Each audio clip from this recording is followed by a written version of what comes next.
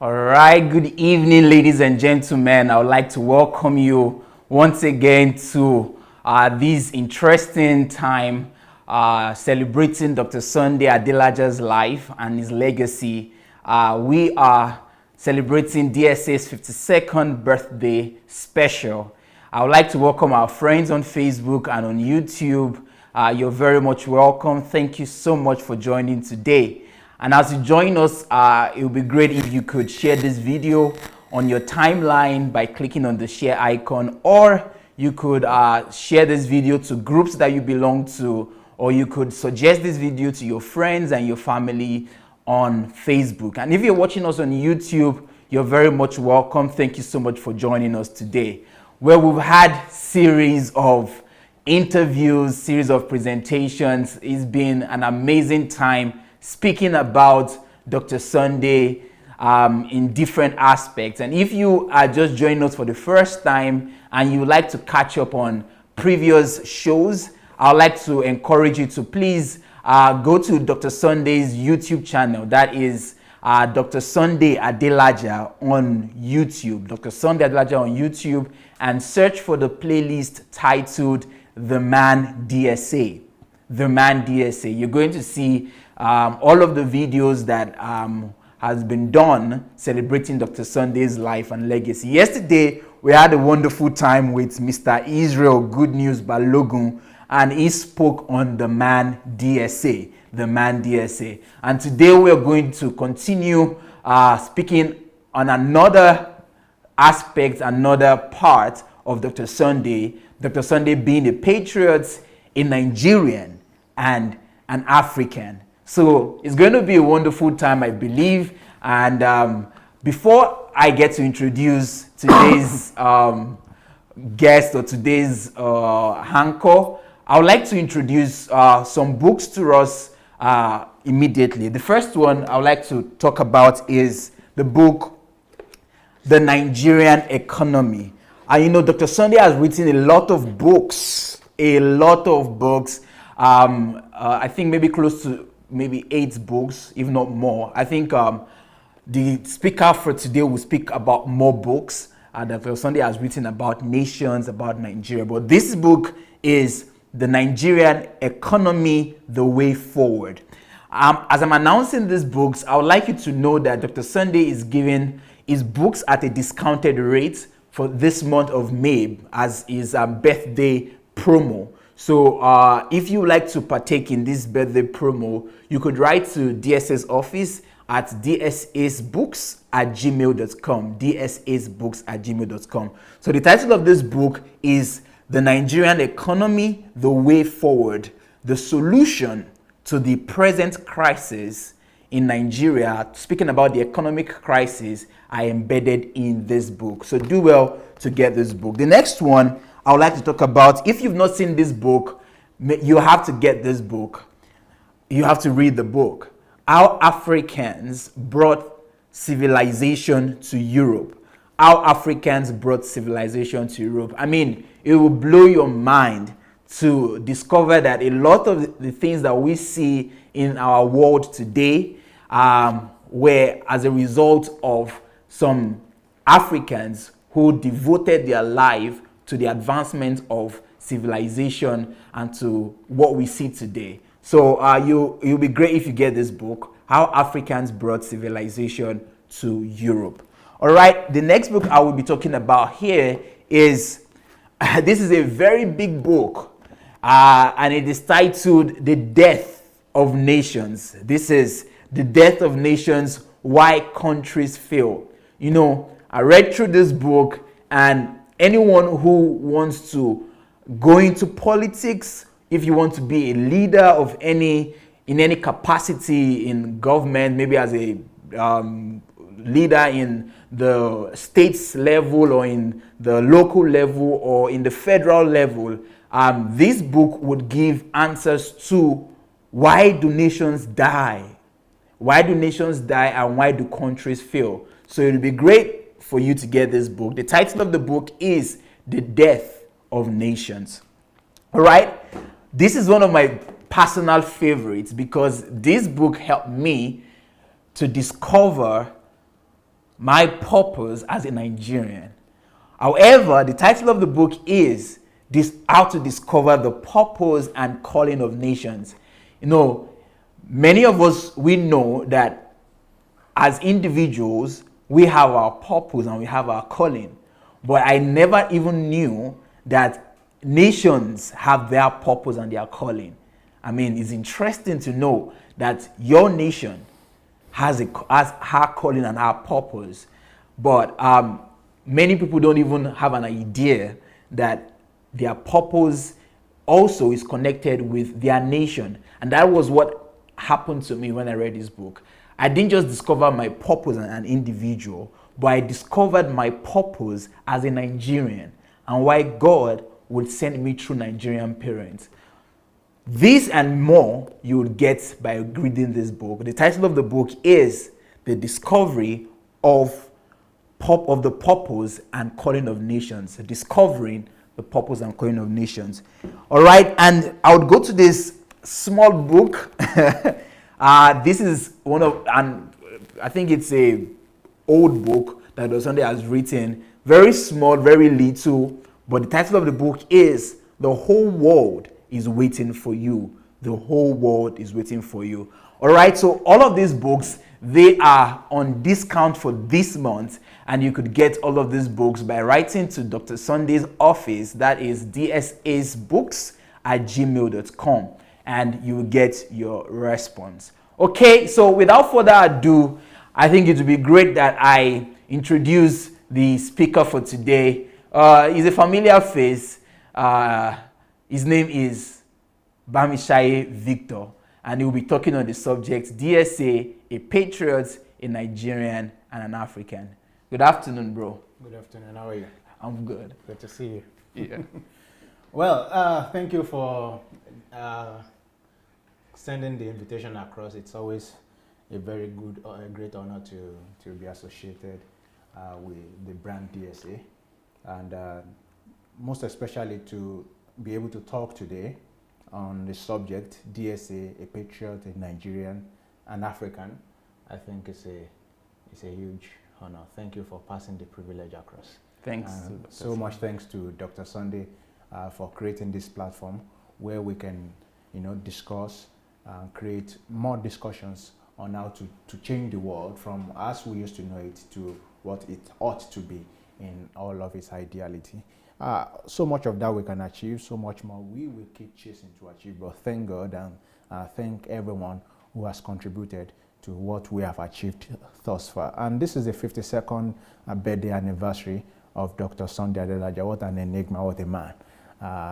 To have reason for what he's risen from and build what he's been able to build. And I mean, we could talk a whole lot about that, and of course we will do in the course of today, but it would be good that we go through the slide that I've prepared today, and we'll go through that one by one, and one after the other, and we'll see what we have there. So I have the first slide, and I would like you to enjoy probably the pulchritude, the splendiferous acumen of what I've put together. I am talking in plain terms the beauty of probably the pages, and it's been touched by a professional who wants his name to be hidden today. So I see that a lot of people have joined, and I want to welcome you. And of course, you know what this means to us and what this means to so many more people. And today, I would also urge you to be as interactive as possible. It will be very good to hear from you. And of course, at the end of the program, we would be opening up the line for those who would like to call and to contribute. I believe your voices would count. And how do you do that? You go to Move Agent on Messenger, and then you write that you want to call, and then we'll give you a call. We do that to avoid interference of multiple calls when a particular call is ongoing. So today we'll be talking about Dr. Sunday Adelaja, a Patriot, a Nigerian, and African. Well, for starters, I think it will be very interesting to note how I first met Dr. Sunday Adelaja. So how did I first meet Dr. Sunday Adelaja? I would explain to you, and it's a very interesting story. So I will tell you how I first met Dr. Sunday Elijah. Then we'll talk about DSA, we'll talk about his Idomila route, we'll talk about his global prominence, we'll talk about how much of a global phenomenal Nigerian story he has become, and something he considered his most his biggest lesson in life. So we'll talk about that. But let's start with the slide of how I first met DSA. Okay, so it's interesting, although the man himself is a pastor, and he's a pastor of a mega church in Kyiv, in Ukraine. And while I was in Crimea, that was 8 years ago, I used to attend one of his branches, the student branch there then. But interestingly, probably Anu will know this, I really didn't want to have much to do with him because I thought he was the typical Nigerian pastor. And in some sort of way, I was already, getting tired of the whole organized religion, how it was. Particularly, let's say, the kind of environment, the religious environment that I was in. It was more like a problem for me. It was more neurotic because I couldn't see myself being maximized. I couldn't see myself being realized in such an environment. It was running counter to my nature. So personally, I didn't want to meet him. Of course, I had the chance and opportunity to do, but I thought he was just like the average Nigerian pastor. So for me, I wanted to avoid that at every opportunity. But in 2015, that was when I began to see his articles. I think I saw the first one on the book, I saw the first one on The Purpose and Calling of Nations, yeah, when it was still an article. Now it's a very big book. I think Anu showed it some minutes ago. So he wrote that article, and I was impressed, and I subscribed. I was seeing more. But as of that time, we had something in the works which was called Nigerian Student Association Ukraine. We'd been working on that since 2015, so since 2013. So by 2015, it had fully materialized. I was the president. And so because of his influence in Ukraine, and of course, I had seen some of his articles, so it was like I could pick his mind.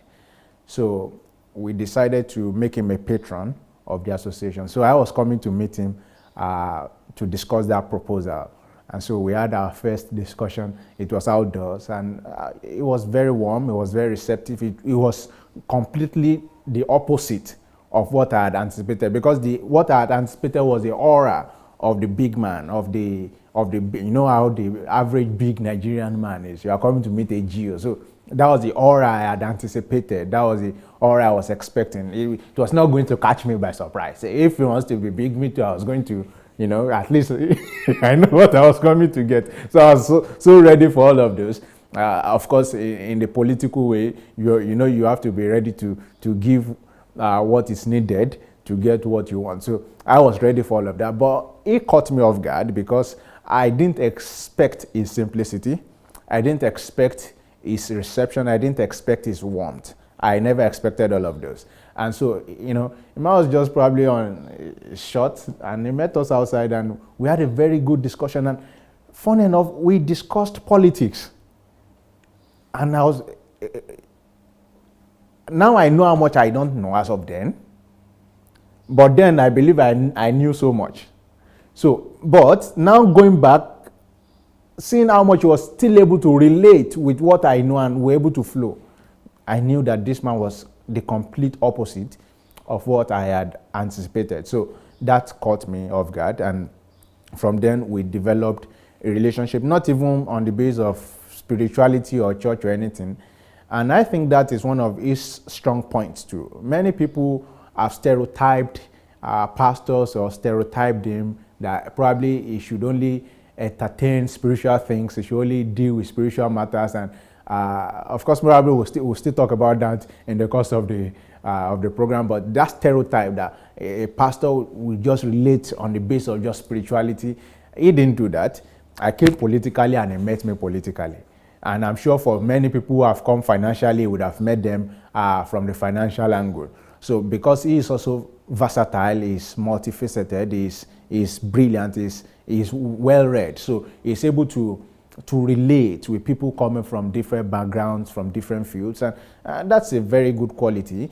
And you know, seeing that, I also aspire, I try my best every day to read so much and read a lot about so many more things, so I can be able to, even if I don't know so many big things. And I mean, I think a great man once said that it's good to know so little, at least so little about so much, and know so much about so little. And that's how life goes. But with DSA, it seems to know so much about so much.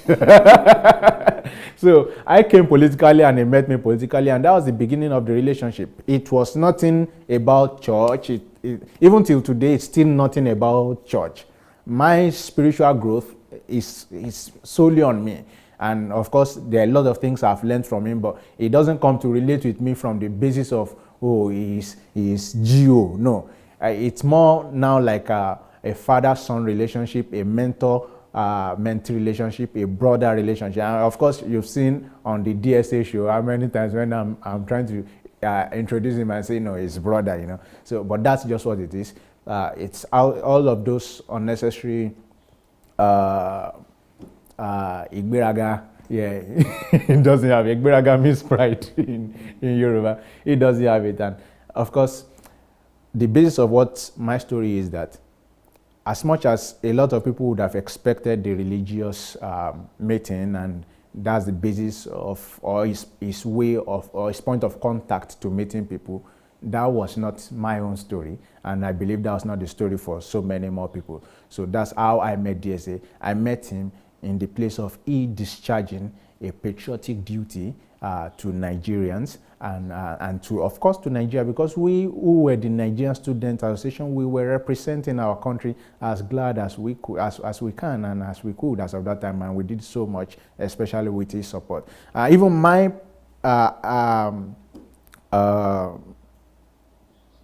the opposite of predecessor.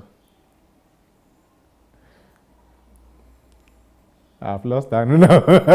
Okay, so the guy that came after me, who succeeded me, still enjoyed, in fact, my successor, yeah, the guy who came after me still enjoyed even more support from DSA. I think the first conference they did was held at within the church premises, and he gave the all for free. He was a teacher there, and I believe many of the guests were even lodged there, and he was just so nice and so open to receive, and that's him, and that's his nature, and of course that's something to be grateful for. And if you have someone like that around from whom you can learn to be hospitable and to be open, and I mean that's a gift in itself. So let's talk about DSA. I think this program is really about DSA, a patriot, a Nigerian, and an African. And I believe that even from my early interactions with him and how I met him, you are able to have a picture of what the man means, and how from the beginning he has not shied away from being a patriot, from being a Nigerian, from being who he is today. So let's talk about DSA, and the next slide, please.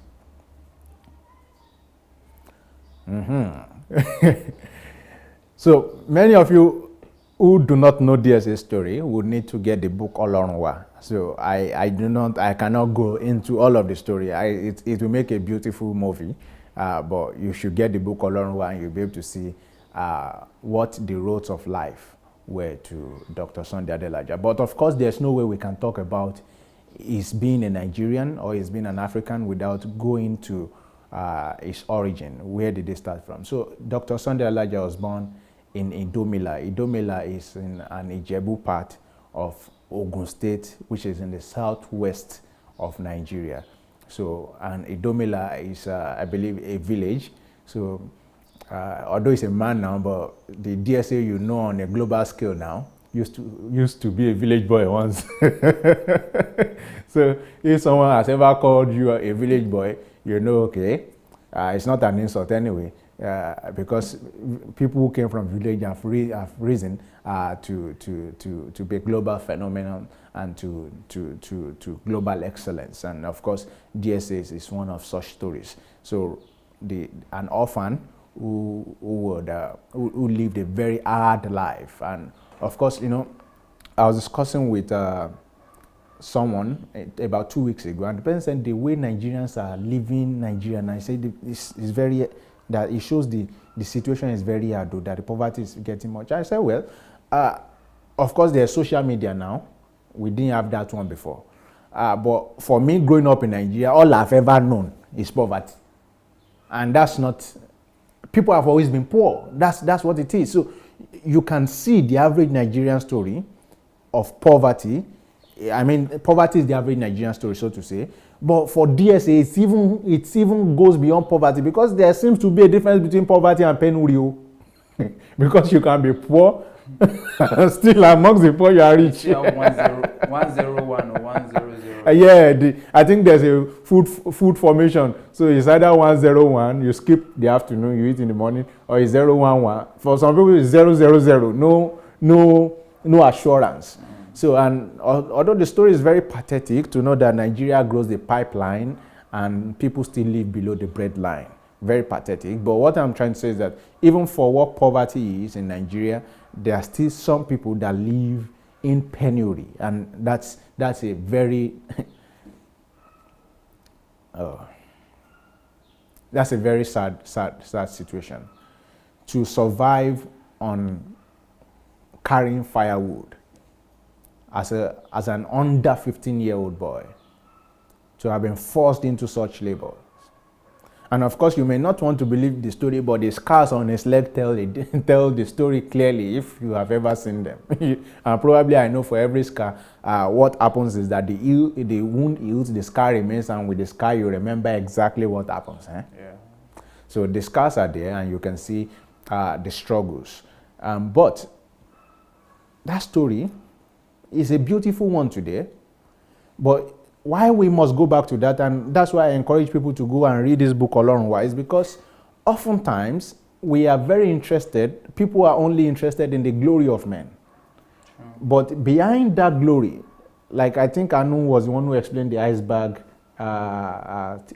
principle, is a whole layer of struggles, of failures, of trials, of a whole lot of things that have built a man to be resilient to the point where you can see the glory now. But beneath the glory, there's a story. There are stories, not even a story. Some of those stories can make series. So for him, I think you can read more of his story when you grab the book Olorunwa, The Roads of Life. So you see how he was able to challenge himself and rise up from that poverty through self-education, through taking life for what it is, and how he then came won scholarship both to the US and then to the former USSR, and he found his way to USSR, and from there he became the best student, and probably after a large number of years from his university. You learn of the challenge his teacher gave him, that he will never learn the Russian language because he came late. And I can really relate with that, because when I came to Ukraine too, people had gone about 6 months learning Russian language.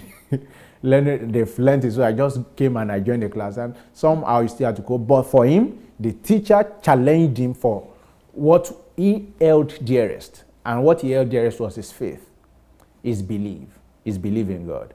And the teacher was said to be an atheist. Yep. And said, if you can learn this thing, I'll go to church. I'll light a candle. I'll light a candle. Yeah. So, and he did it. He did it.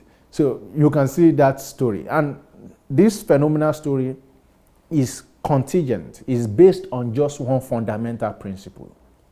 A fundamental principle. And the beautiful thing about this principle is that if you know it and you apply it, it will work for you.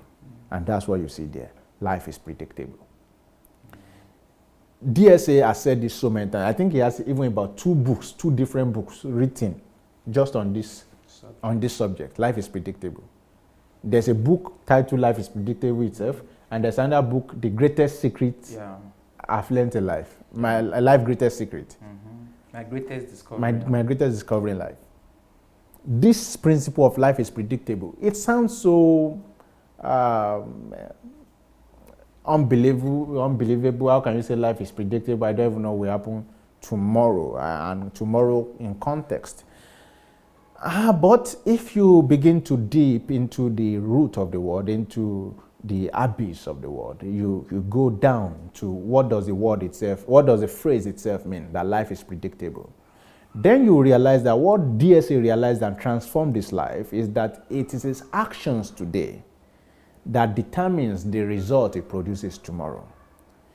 DSA realized that it is what he does with his time now, the investment he makes now, that will determine what he gets tomorrow.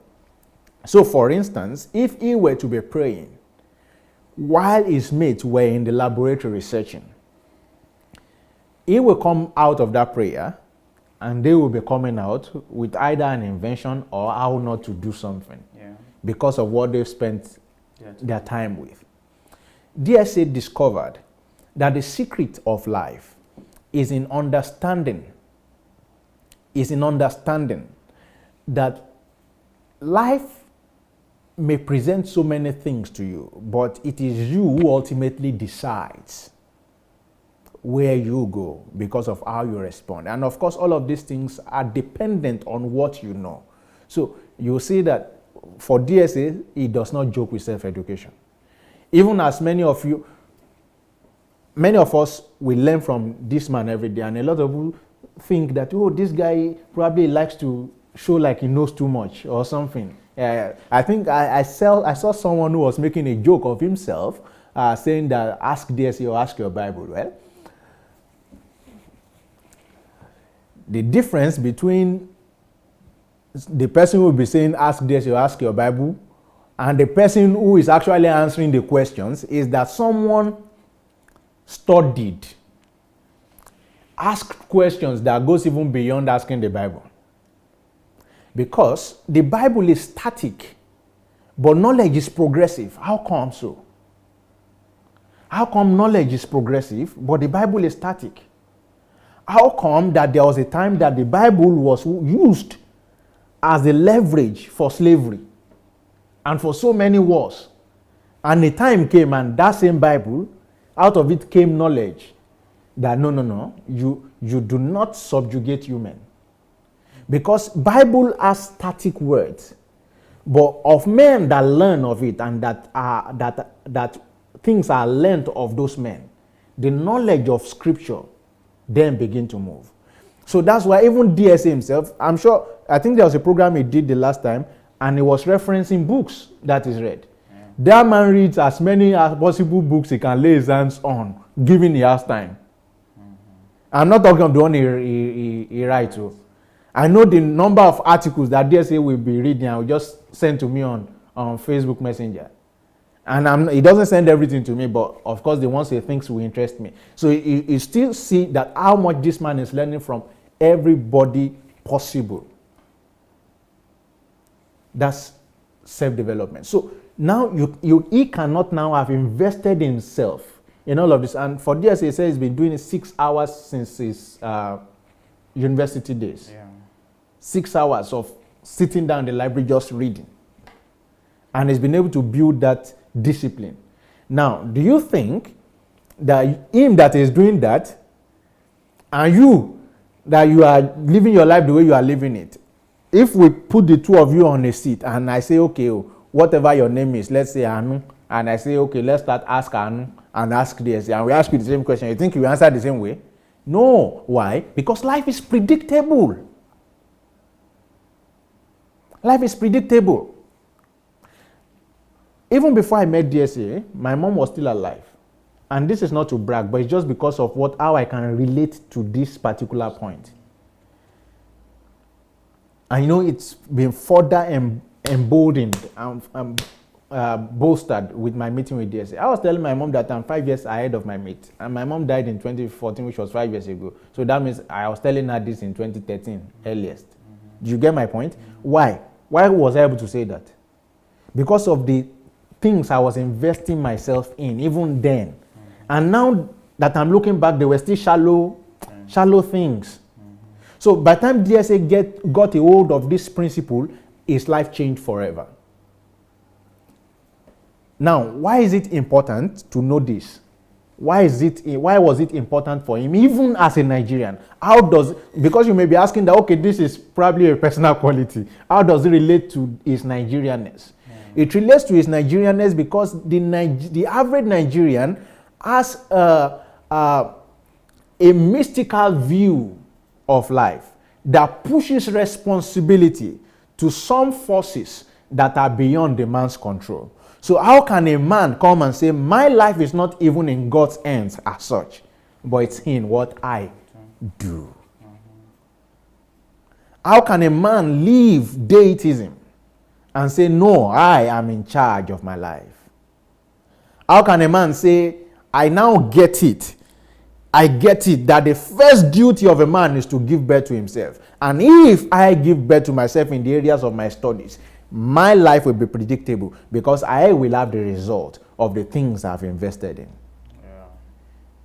DSA understood, and this is what separates him from a lot of Nigerians, that there's always going to be pain. He understood that pain is a constant thing in life. You are either going to go through the pain of sacrifice or you suffer the pain of consequence. And understanding that makes him say, okay, for every time, and even many of this pain of sacrifice it does, some of us do not understand it. For instance, how can you be going through several betrayals and still be suffering the pain of still trusting people? But he understands that. He knows more. And so for him now, he sees that going through the pain of sacrifice, to study, to lock himself in the room and say, I'm going for solitude, has bettered him a lot of results.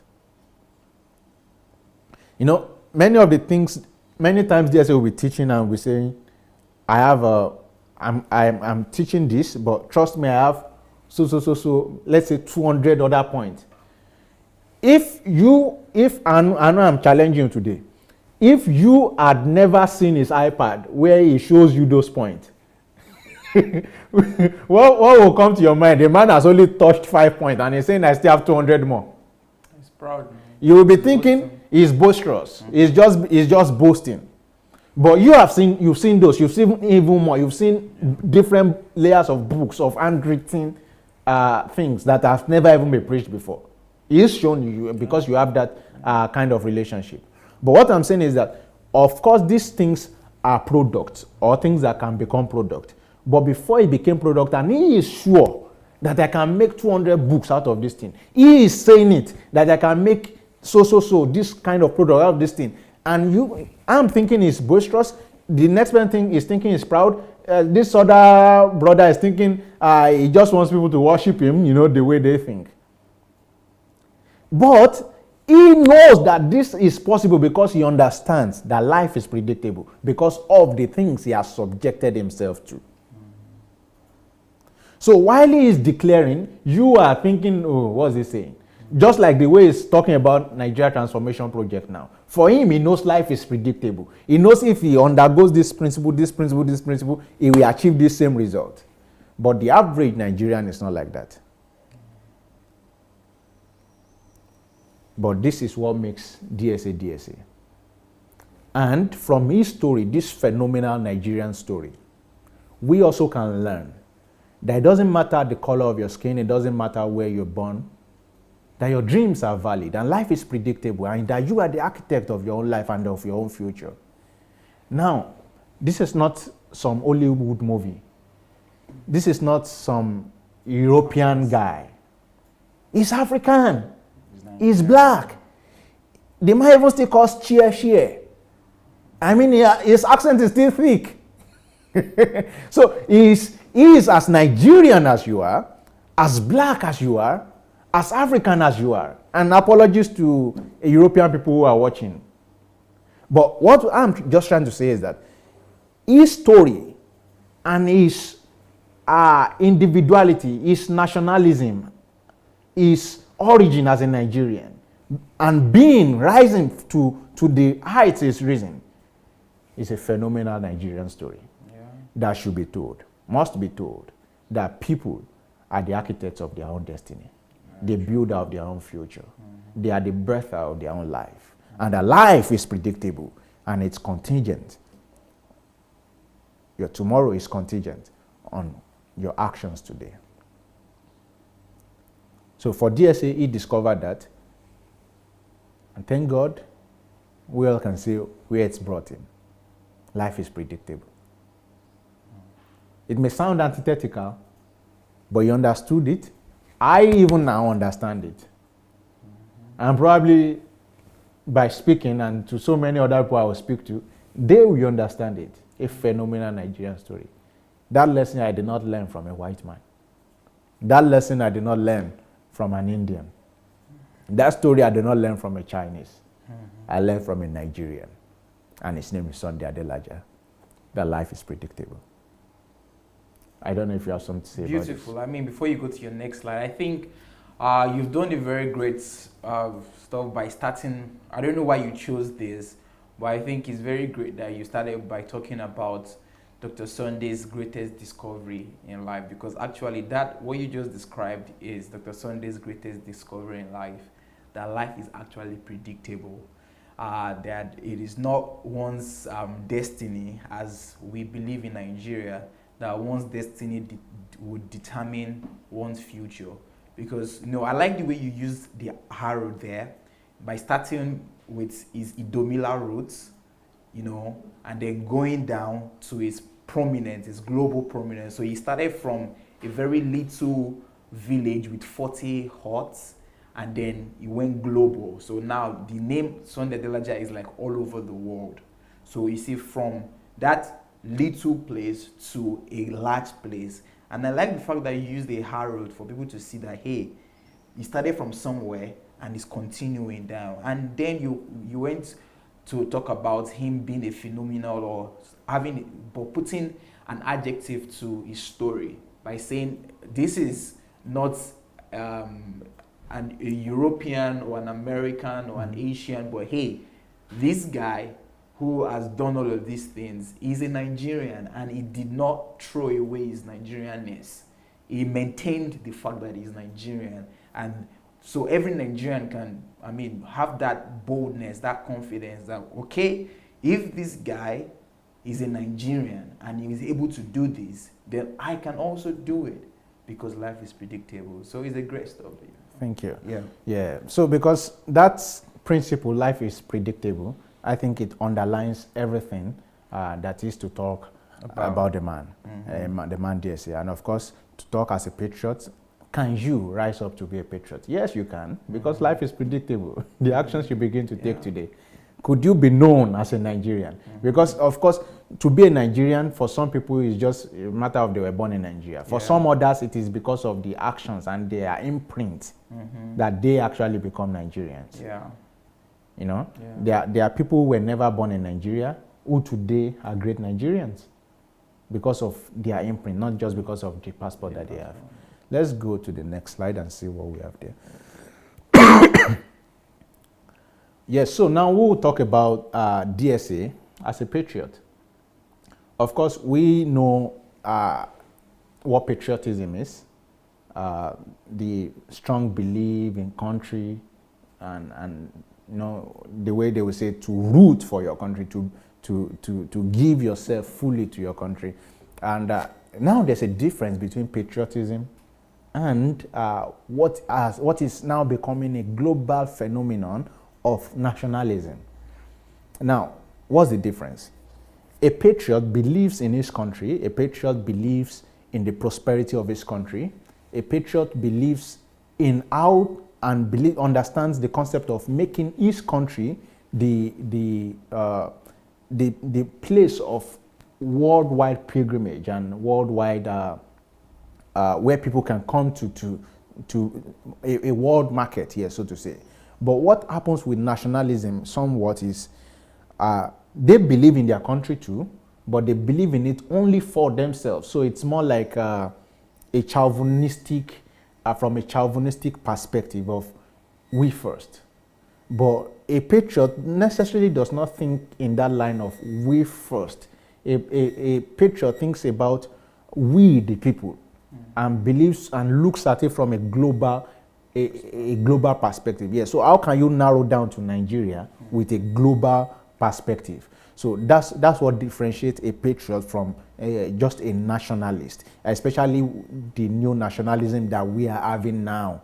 So it is nationalism sometimes that lead to the breakup of nations, as we've seen in Serbia, Montenegro, as we've seen even in Nigeria. The old Biafra issue came from overzealous nationalism of some people who believe that, okay, we in this nation group are distinct, and as such, it should be we first, we deserve this, or probably we are being marginalized in this way or manner. Of course, to discuss the truism of that is another discussion in itself.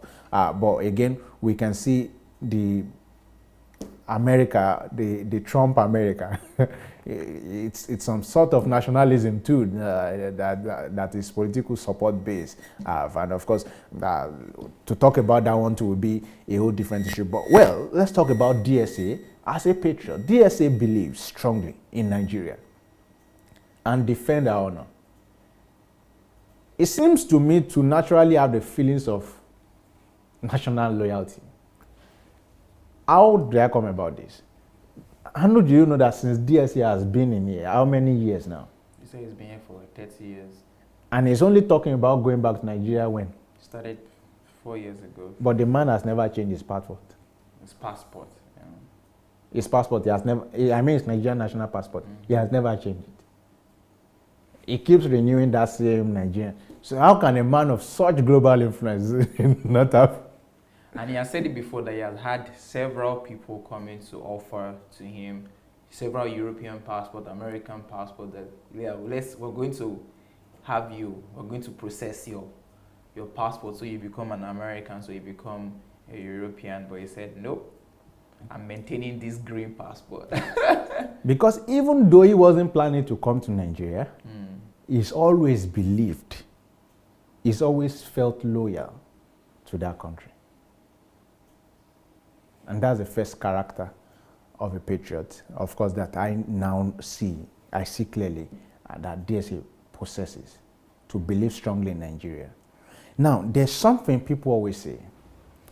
Some people will say, for instance, that if you are living abroad, you have no right to join national discourse because you are not in the country. You don't know how it feels. But they themselves are betraying the country by saying such.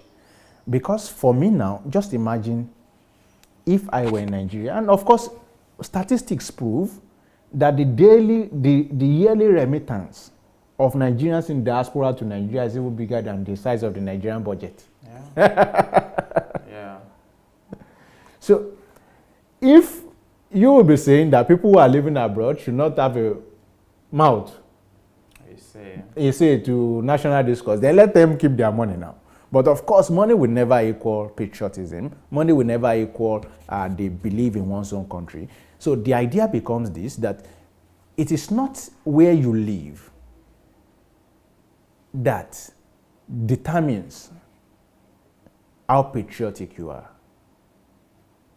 So it means you can live in America and still yet be a patriotic Nigerian. Because what will measure that is your heart and your contribution to the welfare of the Nigerian state. Yeah. So you can live as far away as in the Arctic, and you are running projects that are influencing lives. In Nigeria. And there's somebody there in Nigeria bearing the title of a chief, probably bearing the title of His Excellency, probably who is even the governor. And you, yet without title, are more patriotic. Yet you, without the investure of an office, are more patriotic. Because it is always in the strong belief. It is in the intensity and the passion that you show to your country. DSA has this. All you need to do if you want to test it, come and spend a day with him here. And just start the discussion of Nigeria. Lest you who go tire. I know many nights, and I know can bear witness to this. Meetings are going on with Nigeria, probably some of his teams.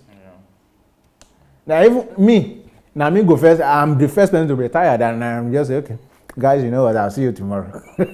Because with his own passion and the way he's passionate about Nigeria, the meeting can keep going on for 5 hours just to get into the intricacies and into the details. But for me, I don't have that much strength. But here's such a man who probably doesn't really have so much more to gain from the country. There's probably little that Nigeria is going to give to him in terms of what he can get. But he's still that passionate. He still carries on that intensity.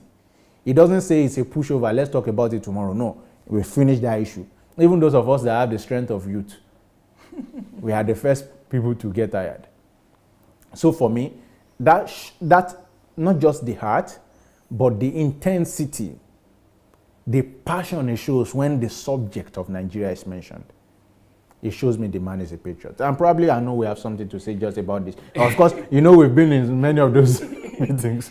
Yeah, what I'm just going to add to that is that Dr. Sunday has even taken it beyond passion. Because, it's one thing to be passionate about something, but something about passion is that passion sometimes can fade away. Yeah. Especially when what you're passionate for is not forthcoming. Many people are passionate about things, but when you hope. But when you are passionate towards something and it's as though you're not really getting a hold of that thing, then passion begins to wane.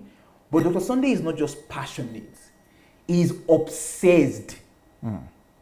So it's not just passion, but it's obsession. And you can see Dr. Sunday's obsession about Nigeria. It's almost like he cannot live. We can't do anything without Nigeria. Like we're walking, going for a brisk walk. There's no other conversation that we can have about Nigeria. We are in the house. He's showing me something. It's Nigeria. He's on a call. It's Nigeria. We're having HMT. He will start mentioning Nigeria. Example is Nigeria. It's like, what's wrong with this man? Dr. Sunday, he has shown me that only obsessed people really can change this world. So he has taken it to another level. He has taken it from passion to like 100% obsession, where you are just immersed with this Nigeria thing. Everything he's doing right now is geared towards Nigeria. He's so obsessed about Nigeria that his church here and all of the things that are happening here is a they don't free him. Just take, go. Nigeria is my life now. Nigeria is my thing. So Dr. Sunday, he is an obsessed man. And I think he's just giving us also an example of I'm a patriot, like you started with. Yes, that as a patriot, you have to not just be saying I am a Nigerian, I am shouting. No, like you said, you have to be passionate about your country, and you also have to be obsessed about the transformation of your nation. That is like if they cut in your skin and they see your blood, they will see Nigeria there. Everywhere is just Nigeria. So instead of a red blood, it has a green, white, green blood. Yes, green blood, yeah, green, white, green blood. So that's what I would just add, that Dr. Sunday is just an obsessed human. Yeah, I can really relate that. Jesus himself said the love of my father's house has eaten me up. Yeah. So probably DSA is viewing Nigeria as his father's house now.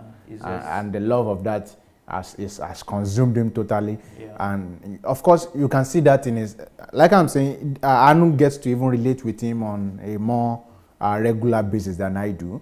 So he can relate what I'm saying. And probably people who have related with Nigeria on the base of Nigeria, with DSA on the base of Nigeria, would also see this. The man's action every single day. I've been privileged to preview some letters for him, and those are the ones that I'm privy to. I've been privileged to see some of his plans. I know the second time I came visiting here, that was in 2016. Yeah, 2016 or 2015. I'm not sure of the dates now. I'm confused with it, but it's between that period. This man showed us the plan he has for Nigeria.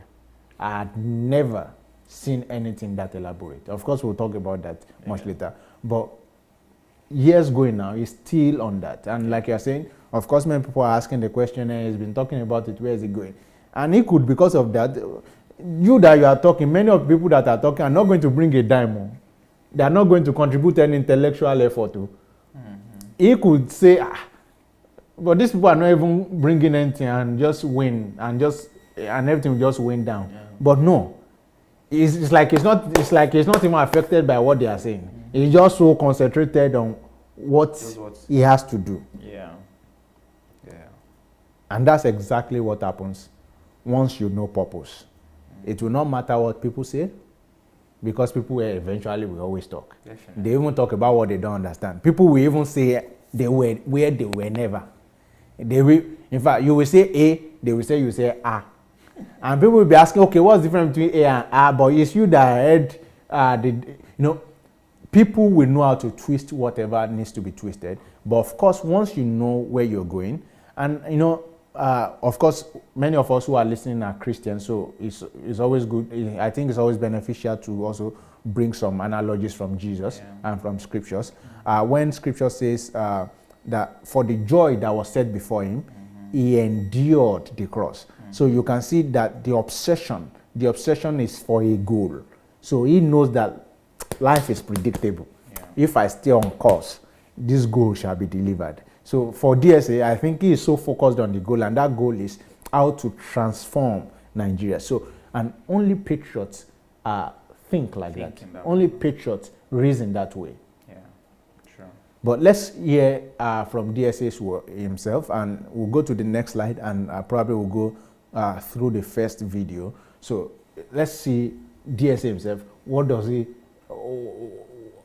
What's his own mindset in his own words? How does he say this? You see, the man is saying, "I am ready to die for Nigeria," and of course, that's the words of an obsessed man who is obsessed. What someone said something that until you are ready to die for something, you are not ready to live for it. Yeah. So you understand purpose, you understand life until there's something that you are ready to die for. And for DSA, he's found that in Nigeria. And some people will be saying probably it's made talk where the man is living that, because the hours he could be sleeping, he's already given it to be working every day hard. What's the need for him? How Nigeria will change. And that's his greatest joy. And so let's see the video. I don't know, do we have the video ready?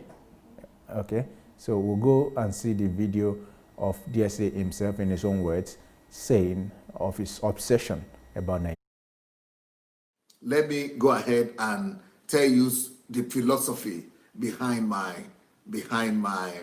actions, and why do I do things the way I do it. Why is it that I do things the way people don't really understand it, and people don't agree with me, and people say that, okay, maybe I've got some things that are right, but I'm too harsh, I'm using the wrong language, I am challenging, I'm insulting people, I am putting them down, I am not respecting elders, that I shouldn't correct elders, I shouldn't tell them, I shouldn't talk publicly in social media, and all kind of trouble that people are having about my method and about what I'm doing. But I'm very convinced about what I'm doing, because I have some opportunities to learn from history. And from my studies of history, I've been able to learn. I'm a student of history, and it's one of the people that have really inspired me greatly, that I've learned from, and that that informs me in a lot of way, in what I'm doing concerning taking a position is Dietrich Bonhoeffer. Dietrich Bonhoeffer. Let me show you his name and his Dietrich Bonhoeffer. And so I'm going to tell you today what he says on silence in the face of evil. Let's see what he has to say about silence in the face of evil. And I've inculcated this principle, and it is now my own value system right now. Silence in the face of evil is itself evil. Silence in the face of evil. So anybody who is silent when evil things are happening, they themselves are becoming evil. You might not have perpetrated that evil itself, but because you are silent, you become a part of that evil. So to be silent in the face of evil is to become part of the evil. So the evil in Nigeria is mostly right now being encouraged and perpetrated by the people who are silent about the evil. So for anyone on this platform, or from Nigeria, or from the Christian church, and that are seeing all the evil that are happening to the Nigerian church or in the African church, and are silent, they themselves are bringing more evil to the church than the evil that is being done by evil people.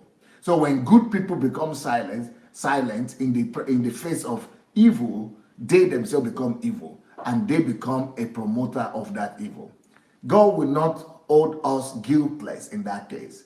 God will take us responsible. It will make us to be responsible for our silence. You will answer one day for your silence before God. You will answer one day before God why you are silent. So not to speak is to speak. So because when you become silent, you are actually speaking. What are you speaking? You are speaking on the side of the evildoers.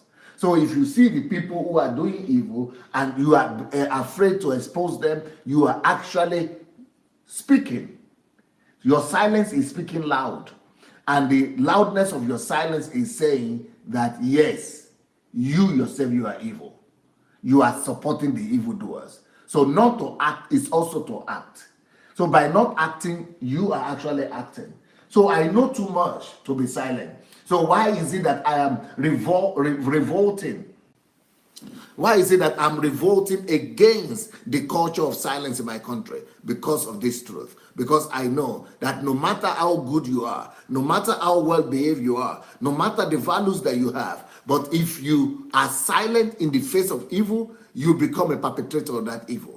If you see evil being perpetrated, happening around you, and you are not doing anything, you said, well, I don't want to rock the boat. I don't want to offend the elders. I don't want to offend the fathers. I don't want this. I don't want that. Well, what you have just done is that you have taken the side of the oppressor.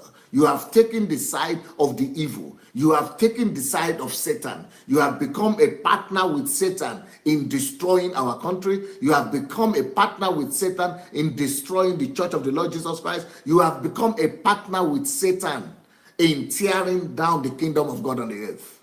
So to be silent is to be part of evil. To be silent is evil in itself because you are not resisting evil. If anything that we don't resist, we tolerate. Anything we tolerate, it means we allow. So when you are not resisting any evil, you are allowing that evil. If you are tolerating that evil, you have permitted it to have dominion over you and over the society. So if you don't agree with something that is going on, you must resist it. It is resistance of evil that makes you to part ways with that evil. But when you don't resist evil, you are encouraging the evil and you become guilty. You become a part of that evil. So not to speak, by you not speaking, you are actually speaking. Your silence is speaking louder than your voice. So your silence in the face of tyranny, your silence in the face of injustice, in the face of evil, it is taking the side of that evil, and you will not be held guiltless. And by not acting, you are actually acting. So that is what has destroyed our country as a whole in Nigeria, and that is what is destroying right now our church. The Church of the Lord Jesus Christ in Africa is being destroyed because of this culture of silence. The culture of silence is a culture of evil. I call it a plague of evil in my series. I have a series that is called a plague of evil. Now, let's see the next page in this sense. Why am I doing what I'm doing? Because there is no way to peace. If we really want to bring peace, not just peace physically, but if we want to bring peace between God and man, if we want to bring peace to our land, if we want to bring prosperity and long-lasting kingdom of God on the earth, there is no way to bring the kingdom of God along the way of safety. You cannot be, playing the safety game that I don't want anything to happen to me. I don't want anybody to hate me. I don't want any controversy. I don't want any people to talk bad about me. I want to be good to everybody. As long as you are playing it safe. Once you are playing it safe, you will never be able to get the kingdom of God. You will never be on the side of peace. You will never be on the side of the kingdom of God. You will never be on the side of God.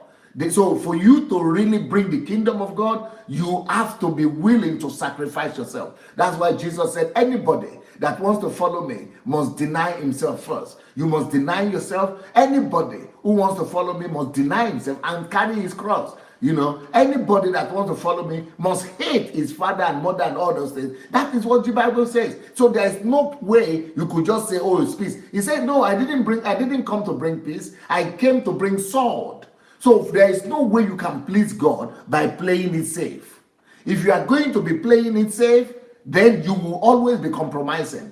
To be playing it safe is to be compromising. So that's why I didn't play it safe by going to talk to these people behind the scene, by going to negotiate with them, by saying, okay, we will not wash our dirty linen. No. I'm not playing it safe, because I know to do that is to compromise with evil. To do that is to be eating together with Satan on the same table. For peace must be dared. Only people who step out, only people who dare to do something, they change the world. So for us to change the world, we must not play it safe. You must be ready to risk your life. You must be ready to do everything in your power, to do everything without playing it. You must be sincere. Truth means to do exactly what is in your heart, not to be pretending. It is a great adventure, and it's a great venture. So to really do anything of great value and great importance in life, you must be daring. You must be daring, and you must not always play it safe. Wow. Yeah, I think you wanted to make some comment on that before I continue. Yeah, I remember this series. This series is from Plague of Silence. The Plague of Silence. And just what Dr. Sunday said, if you're going to really change anything, you must be daring. And Dr. Sunday is saying that he's ready to die for Nigeria. So that explains why he's daring. That explains why he would come out and do what he's doing just for the progress and for the transformation of Nigeria. That at least you found something to die for, and you're ready to put yourself all in for the cause that you have chosen to do. So, yeah. I think this video that we've watched right now, it will even make much more sense when I get to two slides after now. You'll see exactly why the build up to that phrase that anyone who will do anything great must be daring. Then you see why in the Nigerian context, DSA can say, I am ready to die for Nigeria. Yeah. Because the battle is going to fight, it goes beyond just the whole idea of building the nation or in the political sense, but it goes into the intricate fabric of what has made the Nigerian textile itself. Every strand of what makes the Nigerian fabric is what has to be challenged. And to do that, you must really be daring. And DSA is saying himself that he's doing what he's doing because he has lost that fear and is ready to die for Nigeria. And of course, if you want to see what everything really means to him, then you should watch the Plague of Silence series, where he talked quite a lot about the lessons he's learned, especially from the World War and the different players in it who could have stopped Hitler when he was still burdened, and because of their silence, they didn't do that. So the man himself is saying he's ready to die for Nigeria, and so I believe it because his actions show it. But how many Nigerians, I'm sorry, I'm just thinking right now and just saying what you're saying, that how many Nigerians are willing to say that I'm ready to die for Nigeria? When Canada is there. Because because we're talking about, just bringing it back to the subjects that we're talking about DSA being a patriot, a Nigerian and African. And obviously, people are dying every day in Nigeria. I was speaking to someone I really respect, and I was talking about my desire for Nigeria and everything, that what I'm coming to do in Nigeria, I don't even mind if I die doing it. But the person was saying, Anu, don't die for Nigeria. Don't waste your life, because people are always dying in Nigeria. But that person interpreted it as you're coming to just die in Nigeria. But is that so? There's a difference between you wanting to die in Nigeria and you dying for Nigeria, or dying of Nigeria. You understand? Dying of Nigeria. But I think the patriotic sense that Dr. Sunday is passing across from this word that he's saying, that I'm ready to die for Nigeria, I think it's not just what Dr. Sunday should say, but what every patriot, every citizen of Nigeria should have in their mind, that I'm ready to sacrifice my life for a cause in Nigeria. I'm ready. If, for example, right now there are millions of out-of-school children. Now, what does it mean to die for Nigeria? If there's someone who has a burden for that cause, and the person says, I'm ready to exchange my life for this to make sure that these out-of-school children is solved. So that's what it means to die. Because I saw a lot of people commenting on that video, and sincerely, people were saying, DSA, Nigeria is not worth dying for. That don't come and die. Just live your life in Europe. Don't come and die in Nigeria. There's no point. Where you have electricity and water. Yeah, DSA, don't come and die for Nigeria. That's some people. Some people are now saying that, some people were praying for Dr. Sunday and they were saying you will not die in Jesus' name. You will die but live to declare the work of You will not die but live to declare. Yeah, you will not die but live. But I think what Dr. Sunday is saying is that, the Bible, there's a scripture that says that He would give nations for us as an inheritance, that nations would be in exchange for us. And what Dr. Sunday is trying to say is that I want to exchange my life for Nigeria, and I want to exchange my life for the transformation of that nation, for that nation to move forward. That's what I see from because of course, what more love is there than for a man to lay down his life for his brother? And what this does mean is not necessarily the physical death. It is the everyday of strenuous activity of killing self just for the good of others, of sacrificing self-benefit. It is the altruism of giving away what you could have benefited, your resource, your time, just to make your life is better for somebody else. For me, I experienced this firsthand, what this dying means. I went somewhere, when I started this, my project of the 30 before 30 project, after the first 3 months, I was meant to keep, paying tuition and getting more kids. Then I got a job, I worked there for 1 month, and I asked them to keep the tuition. To keep the salary I will get at the end of the month. So the idea was I was going to work as hard as possible so I can raise money and send back to Nigeria to sponsor the kids. And as I got the money, and I was highlighting from the bus that took me to my hostel, and my wallet fell into the bus, and it moved, so I couldn't chase it. And of course, it's a bus where so many people are, and this thing contains money. And people's tuition were due, so it meant that the next savings I had just for myself, for me to eat, I had to sacrifice it. And I sent that money.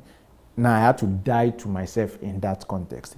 And of course, DSA doesn't talk much about it, but for those who know him, who really do know him, they know how much he dies for the comfort of other people.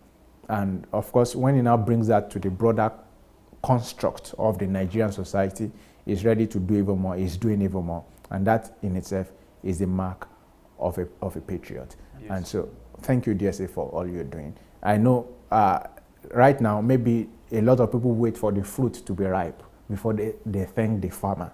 But for those of us who know what it means to treat a seed, to give the seed the right nutrients for it to be able to germinate even before planting, we know that for any fruit to be healthy, it starts from the seed management before we even go into the tilling of the ground. So for those of us who see how you are managing the seed, and some of this seed, and the beauty of this is that DSA is working in such a way that even if peradventure dies today, that seed is planted in the heart of so many more. And so for many of us, that is a victory in itself. So thank you, DSA. I can say that now. So we'll go to the next slide.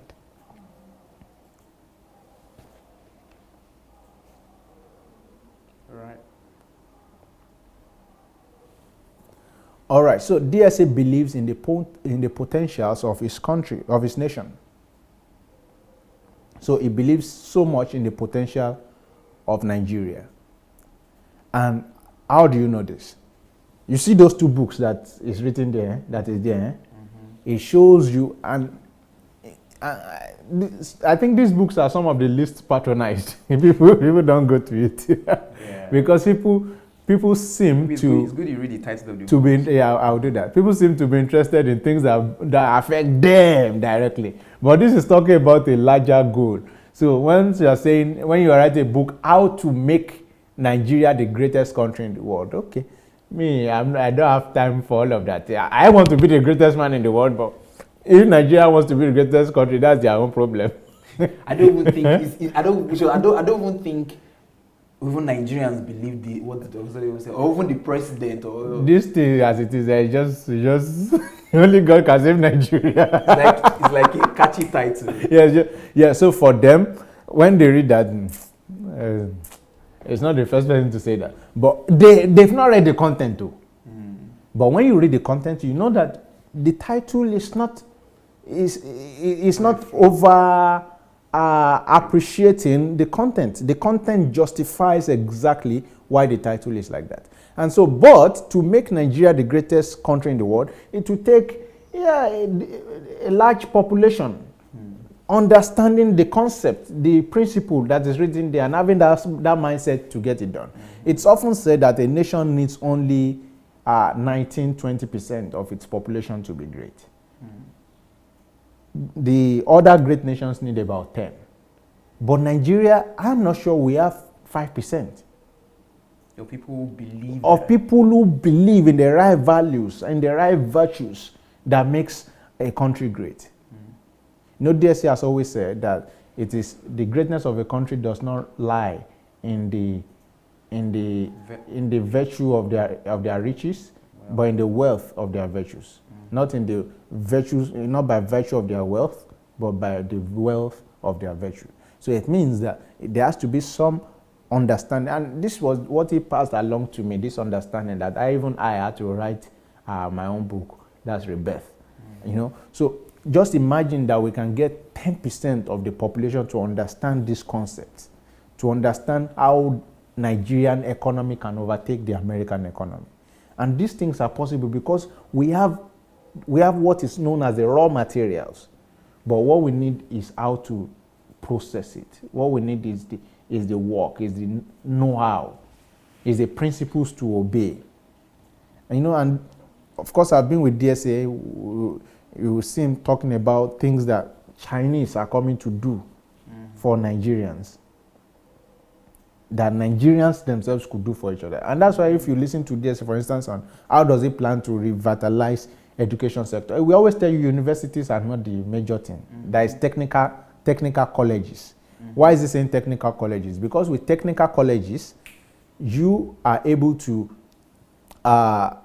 train people in how to do handy jobs. And so right now, Nigeria is exporting labor, even though people don't have work. Because they give contract to a Chinese company, the Chinese company bring people from China to come and do the work. Steel making, railway. Because they are not so much skilled labor. You want to fix terrazzo or tiles in your house, you still have to give it to people from what's it called? Togo to do it for you. Why?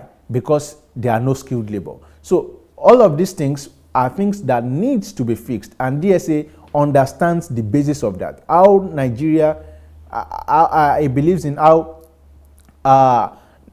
in the potentials of Nigeria, and it believes that with the potential Nigeria has, it cannot just become the greatest country in the world, but it can overtake the American economy. Or probably I need to rephrase. It will not just overtake, the Nigerian economy will not just overtake the American economy, but Nigeria can become the greatest country in the world. And why? Because DSA understands the underlying principles of nation building, and then it believes so much that Nigeria has the potential to build exactly what he's talking about. So if you want to know what are these potentials that DSA has seen and it believes in, then I would advise you to pick up copies of the books, How Nigeria how the Nigerian economy can overtake the American economy, and the book How to Make Nigeria the Greatest Country in the World. Of course, there are African equivalent or things that talk more of Africa that we'll talk about subsequently as this video progresses. But before I go to the next slide, I don't know if my brother Anu would have a word to say, so we can quickly move. So I do not want to disenfranchise you. You've done me so much good to be here today, so I do not want to disenfranchise you in any way or manner. So no, there are just few things I want to bring out from what you just said about Dr. Sunday believing. You know, there are many people who claim to believe in the potential of Nigeria, because to believe in the potential of your nation is just you saying I believe. Okay, I believe that Nigeria. You know, many people say they believe in the potential of Nigeria. Many people say yes, Nigeria is a great nation. Nigeria has many potentials. Many people believe. But something about Dr. Sunday is that he is not just a talker. He doesn't just talk that, yes, I believe in the potential of Nigeria. He does not even talk like most Nigerians talk. But anyone who has read those books, the first book there that talks about how Nigeria can become the greatest country in the world, and the other one, I would like you to show those books, please. And the second book, that how the Nigerian economy can overtake the American economy. You only have to read those books, and you would see that this is not just someone who believes in the potential of Nigeria, but Dr. Sunday is someone who has devoted his time to study and to research about Nigeria as his nation. He has taken his time to search for the problems of Nigeria. What is the problem that Nigeria is having? And then preferring solutions to those problems. Because one of the things I've noticed about Nigerians is that we're very sentimental in our approach. We are very emotional. So many Nigerians are saying, oh, what Nigeria is just bad. And many people, they just think, yeah, America is better than Nigeria. So the best thing is that I have to go to America to live a better life, and to achieve the American dream. But here is Dr. Sunday, who, of course, he knows that the economy of Nigeria is nothing compared to the economy of America. And he's just going the total opposite direction as most Nigerians will think. That, okay, if America is better than Nigeria, then it's only logical for me to play American Lotto or look for a way to run away from Nigeria to America. But what is Dr. Sunday modeling to us? Now he's saying that, okay, American economy is massive, is big, and many people are moving there. But I'm thinking, and I've done my research, and I'm now producing a blueprint of how the Nigerian economy can overtake American economy. That's a total different approach from what most people would take. To not just look for ways to go to what we define as a greener pasture, but to sit down and painstakingly write down, pen down how the Nigerian economy can overtake the American economy. If this does not depict the heart of a patriot and a responsible Nigerian, I don't know what else can depict that. And apart from this book, the other title that says how Nigeria can become the greatest country in the world, I think many people can say, yes, I believe that. Or maybe few people can say, I believe that Nigeria can become the greatest country. But how many people can take that effort to write a 200-page book on how practically Nigeria can become the greatest nation in the world? Very few people will do that. But Dr. Sunday has done that, and he has penned down how the Nigerian economy can overtake the American economy and how Nigeria can become the greatest country in the world. So that people would see that, hey, it's not just me saying I believe in Nigeria. People say talk is cheap. But is there a blueprint? Is there a book I can read? I've read these books and I know that by reading these books, I can defend it that, hey, yes, the Nigerian economy can overtake the American economy. That, yes, of a truth, Nigeria can become one of the greatest countries in the world. But where do you find books like this? It's rare. Who would even write a book like this and want to do this kind of research that the Nigerian economy can overtake the American economy? People will even say you're a dreamer, or that Nigeria can become the greatest country in the world, or I beg. They will call DSA Joseph the Dreamer. They are just having fantasies.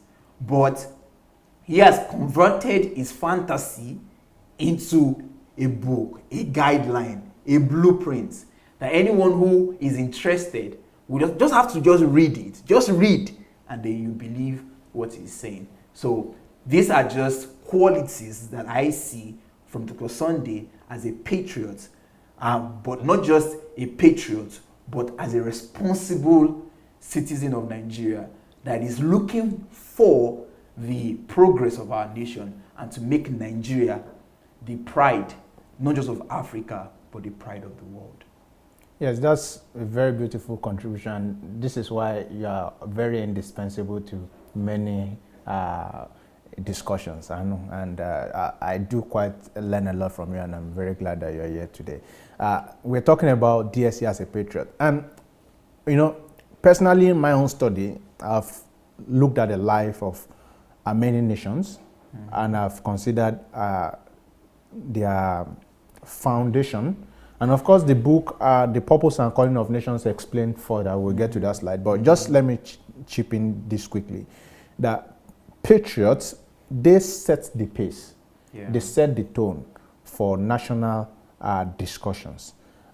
You see this, for instance, and I'll give just this one example, in Thomas Paine. I don't know if you've heard of Thomas Paine. He wrote the book, The Common Sense. Common Sense. And when I read Common Sense, my going to common sense was that, okay, probably just about common sense. But by the time I read the whole book, I saw, this guy was just an American patriot.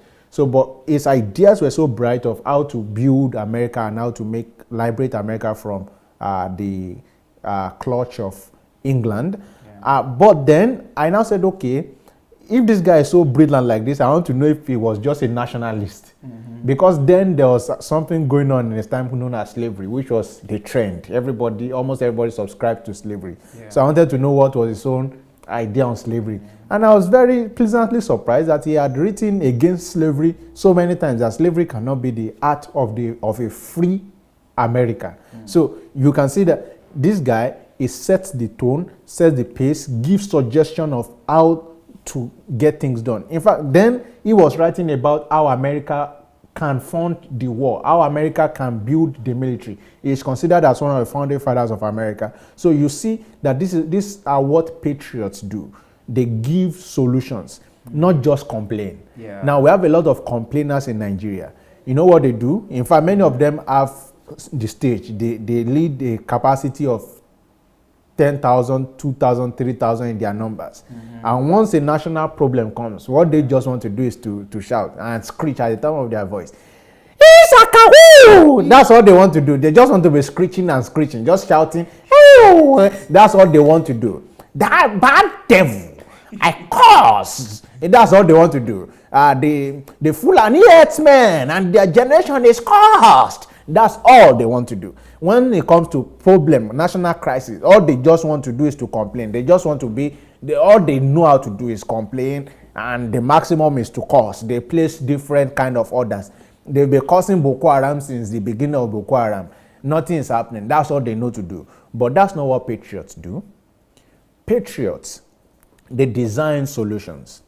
They design paperworks, frameworks of how to solve national problems. That's what patriots do.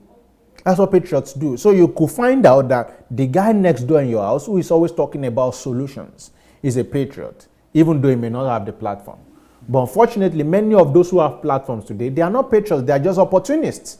They are just opportunists. And so any way to find the embers of division that will profit them, they will do it. And this is what our elites are, majorly. And you see that DSA, even Dr. Sunday Alaja wrote a book on how elite, the role of elite in national transformation or in nation building. So you'll find out that these elites, most of them are opportunists because all they are looking for is resource. They don't care about the welfare of the nation state. They just want to know how much resource can the nation produce to aid their own hegemony. Hegemony in the sense that their own private group interest. And that's why when it comes to Nigeria and those who are destroying Nigeria, the issue of race does not, of tribe does not come in, the issue of religion does not come in, the issue of geopolitical zoning does not come in when they want to loot. They loot together, and it's the money that is the major thing. So when they want to share oil well now, nobody is saying this person is a Fulani man. They share together, both Fulani and Igbo and Hausa. Let me tell you one thing today. Some people were shouting in the course of last month, I know, that why is Buhari doing inland dry port in Kaduna? That is because he's Hausa, he's just doing things in the north. Then I made the shocking discovery that most of the directors of that dry inland port are from the south, including a well-known PDP chieftain, Osita Chidoka. But he is not going to say that. He will also be finding the embers of his built in Kaduna. Why am I saying that? Because it is not people who shout that have the intentions of a patriot. Patriot painstakingly look at how can we solve the crisis. How can we move this nation from this point to the other, even if it is not the most convincing or the popular trend. That's what patriots do. They set the pace, they set the discussion. It's not about shouting. A lot of people can shout. That you shout does not mean there's substance in your shout. You can screech from now till tomorrow. It doesn't make you any better than the ignorant man on the street. It's in the substance. It's in the heart. It's in the intensity. It's in the product. It's in the reasoning. It's in the in your consistency to the truth. And if we are talking about all of that, you can see the picture on the screen. That man's got it. And that's why I believe he's a patriot. So it doesn't screech. In fact, there are certain issues you expect him to talk at a particular time, and he will still be keeping quiet. Oh, yes, what's your reaction to this? But the man is not just about talking. The man is about making sense so that the principles can be applied. It's not just we press so many buttons and they're asking you how did you solve, and you say we press this button. Okay, which one of them solved it? But the man, you look at his articles, and of course we'll talk about some of the issues in the next slide. So let's go to the next slide. So in this next slide, you see that we are saying DSA addresses issues of national importance as a concerned Nigerian. Yes, this is exactly what I was laying the preambles for in my earlier speech. Because these issues are of national importance. A lot of people just get emotional over it. People just, they just talk and that's it, they move on like nothing happened, and their speech, in fact, does not change anything. But this man, he addresses specific issues, even the ones that are very uncomfortable, even the ones that are going to make people run away from him. Mm-hmm. Because there are some issues that when you undo, right, people, because of their own bias, and I've experienced it, I've seen people who I was never rude to until I took a position that was against what they were standing for. And so for DSA, it doesn't care if you are going to run away. It only cares about saying that in as a matter of principle and truth. And many national issues that were rampaging the nation, and of course we'll see some videos of how he has done that, of many things that was rampaging the nation that is taking head on. Now the first one here is the chain of religion. Of course. You saw the first video we watched the other time that talked about DSA ready to die for Nigeria. You see, he was talking about this plague of silence. and he's saying he's ready to die and he's ready to give and pay the price. The first party is doing that, and the first bane of the country called Nigeria today is religion, because it is religion that has the biggest influence on the value systems of the people. And because the people live by this value system, they produce what we have today. So they produce that value system that religion has put on people, has produced the individualism. A family goes to church and they are saying, I will be the greatest in my family. And there are about 4 siblings there praying that same prayer. So you set up a rivalry, an unhealthy one, which when the siblings are meant to be complementing themselves, they are rivaling themselves. And so when what they are meant to build together now, they are building apart, and so their efforts are not sustained, their efforts are not well developed. You see people who are intentionally sabotaging themselves just because of the value system that the church, the religion, the mosque has put in their head. And DSA is taking on this whole thing. And let's listen to what he said the moment he was going to change the approach, because he was just talking principle. It was not because a lot of people are saying, why is he using this kind of strategy? He was doing some before, but let's see the moment everything changed. And I don't know if I want us to watch everything, but if we watch everything, good. If not, we'll just stop at some point because it's a very long video. So let's see the video on DSA and the moment he decided to go fully against the chain of religion. What did he say?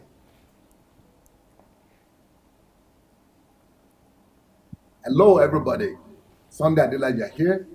This is my address, and it's an appeal or an address to my friends, to those people that regard Sunday Adelaja as a friend, or that used to regard Sunday Adelaja as their friend. Now, I think none of you have ever come across an address like this, especially to friends. Why am I doing this? I'm making this video to set those people that respect me, those people that see me as their friends. I want to make this video to set you free from the burden of responsibility that is attached to being a friend, or that is attached to being a brother's keeper. You know, when you are somebody's friend and anything that happens to that person or whatever that person does, people begin to call you and say, oh, that's your friend. What is happening to that your friend? And then you have to give some answers or some explanations and say, well, okay, I just want to set you guys free from that kind of burden of responsibility. Because, you know, I'm a reformer, I'm a revolutionary, and I know what that means. To be a reformer and a revolutionary is not something new to me. This is my life, and this is my lifestyle. Some of you know me quite well. Some of you might not know me too well, but you are aware of the dangers and of the hazards of the things that I'm doing. And especially these last few months that I've started, talking on issues that pertain or relate to Africa and the African churches. For you people, that might be new. But for me, it's a lifestyle. This is the lifestyle I've been living here in the former Soviet Union. I've always been a reformer and a revolutionary.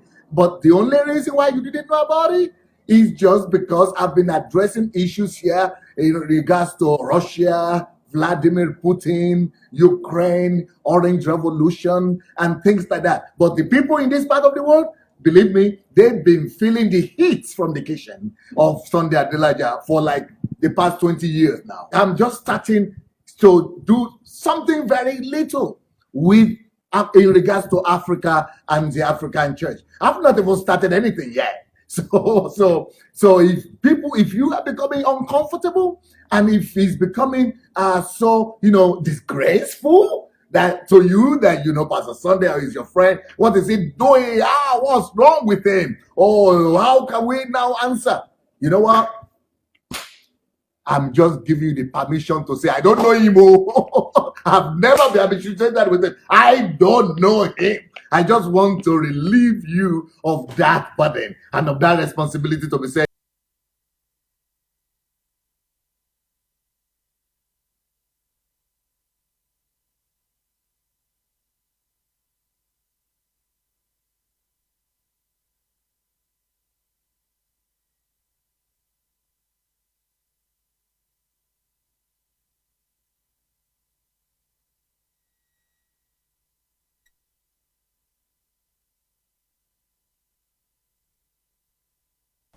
Oh, hello. So this video, I had to stop it because I'm aware it was also played yesterday and it's a very long one and we have a very long way to go. But the beautiful thing is that we cannot overemphasize the role that religion is playing in chaining down our people, in not allowing our people to maximize their potential. And this is what the man has done, to say, I'm going to take a stand. And it doesn't matter what relationship it cost me, even if you that is watching me now would say you don't know me, it's okay. This is not some sorority. You don't have to claim familiarity. But for what I stand for, I must stand for, and then people must be free from the shackles of religion. And I bet you today that if 50% of those who are bound by religion in Nigeria today are free, they would have the capacity to think and to be able to produce. Productivity will increase in Nigeria. We've seen this so many times. How many times have we seen this, that people who are civil servants, who are meant to be productive in the office, are going for prayer on a work day, are going to the mountain by 12 noon on a work day, are sitting somewhere gisting and calling a prophet on a work day? How many times have we seen that? There's no diligence, no love of work, because it is what religion has placed in the head of Nigerians. Very true, very true, very that true. One day of favor is better than days of labor. And I've never seen one country that has been built on the basis of favor. Not one. And DSA stood to say, no, this chain of religion must be broken. And of course, it has cost him a lot. But he said, I'm ready to die for Nigeria. I won't keep silent. That's what the man said. And why is he not keeping silent? Not because he has so much to gain, but because he knows that if Nigeria must move at a very good pace, people must be free from this bondage. So every time he's thinking about the shackles of this religion, he's also thinking in light of Nigeria, and then from the viewpoint of a patriot, trying to free the mind of his people from what has held them bound. So let's go to the next one, the Biafra agitation. This one is quite controversial, but you trust DSA will not dodge from it. Because it's a patriot, because it addresses the issue of national cohesion. Once a president comes in and says, I swear, and he takes oath of office, he swears to protect the territorial integrity of the nation, of Nigeria. So when Biafra agitation comes on board, a patriot will speak as a Nigerian. And of course, there are issues that have to be addressed. No one can shy away from that. There are people who feel pained in certain ways. No one can shy away from that. It must be addressed. But it must be addressed from the viewpoint of a nationalist, of a patriot. And let's see what was DSA's, what was one of his points about the Biafra agitation. I just want you to comment a bit on this whole issue of Biafra. Yes. You know, because we have a lot of people, even some people are saying that it is the will of God probably for the Igbos to become their own, stay on their own, become the Biafran land. And a lot of people are actually gunning for that. What would you say? What's your comment about that? Right now, Nigeria is the 7th largest country in the world. Right now, Nigeria is the 6th largest producer of agricultural products.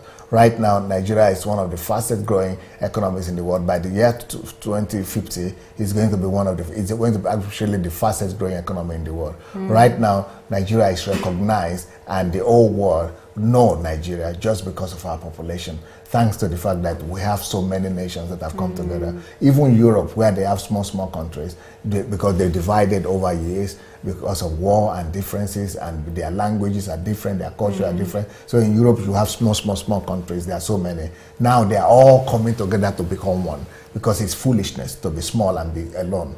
And then the same thing with America. They were small before, but they were just 13 states. But they expanded and got all the Spanish, territories together, from Mexico, from France, from everywhere, and got everything together and became the large country they are. Our largeness and our unity and our diversity is the biggest problem we have. Nobody would have been talking about Biafra, even about Igbos, if not because they are in Nigeria. For example, it would just be like one of the African countries. Togo, Cote d'Ivoire, Guinea Conakry, Burkina Faso. It's just be one of the small names, just another name added to it. But nobody is talking about it. But when you are vast and big and diverse and 200 million almost like Nigeria, you cannot be neglected. But when you are so small, egoism doesn't enlarge; it kills. It's just like I think it's a form of growth process. When a child is growing, first of all, it depends on his parents, on a mother, to be fed, to be told what to do. Then when he gets to the age of adolescence, he wants to be independent and say, no, I'm now on my own. I know how to do things, but I don't need anybody. I'm the one, I know. But later on, when he gets to maturity and old age, he comes back. He wants the family to be together. He wants to marry. He wants to form a family. He wants to be around people. Then, when at his very old age, all the children are gone. He's now begging them to come back and anything like that. That's just the process of growth. So I think Nigeria is going through that process, and what Biafra is experiencing might be it's a feeling of the fact that if you had been alone, we would have been better off. But my own thinking is, what is disturbing you now from being better off? Nobody is, not a Yoruba man is ruling you in your state, not an Hausa man is ruling you in your state, not a Benin man is ruling your state. You have your own land, you have your own people, you have your own territory, you have your own governor, you have your own assembly or houses of assembly, you have your own elected leaders. What is disturbing them from making a difference? Are they not Igbos? Are they not your own people? Why can't they make a better life for you and for their own people? So, and apart from that, even right now, being in Nigeria as a whole has been a blessing to Igbo and Yorubas, because Nigeria, because we are together, we are all enjoying the oil of the Niger Delta people. And that oil is being divided by all Nigerians, and some part of it is going to the Biafra people also. But can you imagine the Biafrans alone? They will not get any allocation from the federal government. Right now, even with allocation, some of them cannot pay their salary. They cannot even survive. What about what will happen without allocation? So all of us have been blessed just because we are together. And it's not just because of the oil from Delta. There are other products and other revenue coming from other areas of the country also. And the oil is going to dry up soon, and other things are in other places. And we are still dividing it among ourselves, and it's helping all of us. So I think unity is always better than divisiveness. And then the beauty of diversity, as you just mentioned. I have a whole article about that. A whole article about that. Wow, thank you, Pastor.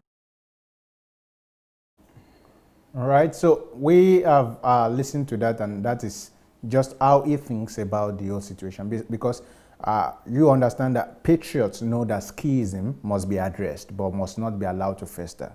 Because whatever makes you split, we keep making you split. That's just what it is. Because at the end of the day, you find out that even within the Southeast, there are still nationalisms of different states. There are people who believe we are Enugu, people believe we are Ebonyi, and some people believe we are the real Igbos or otherwise, So there are still going to be talks of that. But let's address the issues. What are the issues? Why is it that things are not working? That's how patriots think. We have governors. How are they performing? Are they using kerosene to buy our vote? Just like we've seen in some states. And then who are we complaining to? What are the senators using the constitutional allowance to do? What are the House of Assembly? What are they doing? Are they making laws that will that will make the state prosper.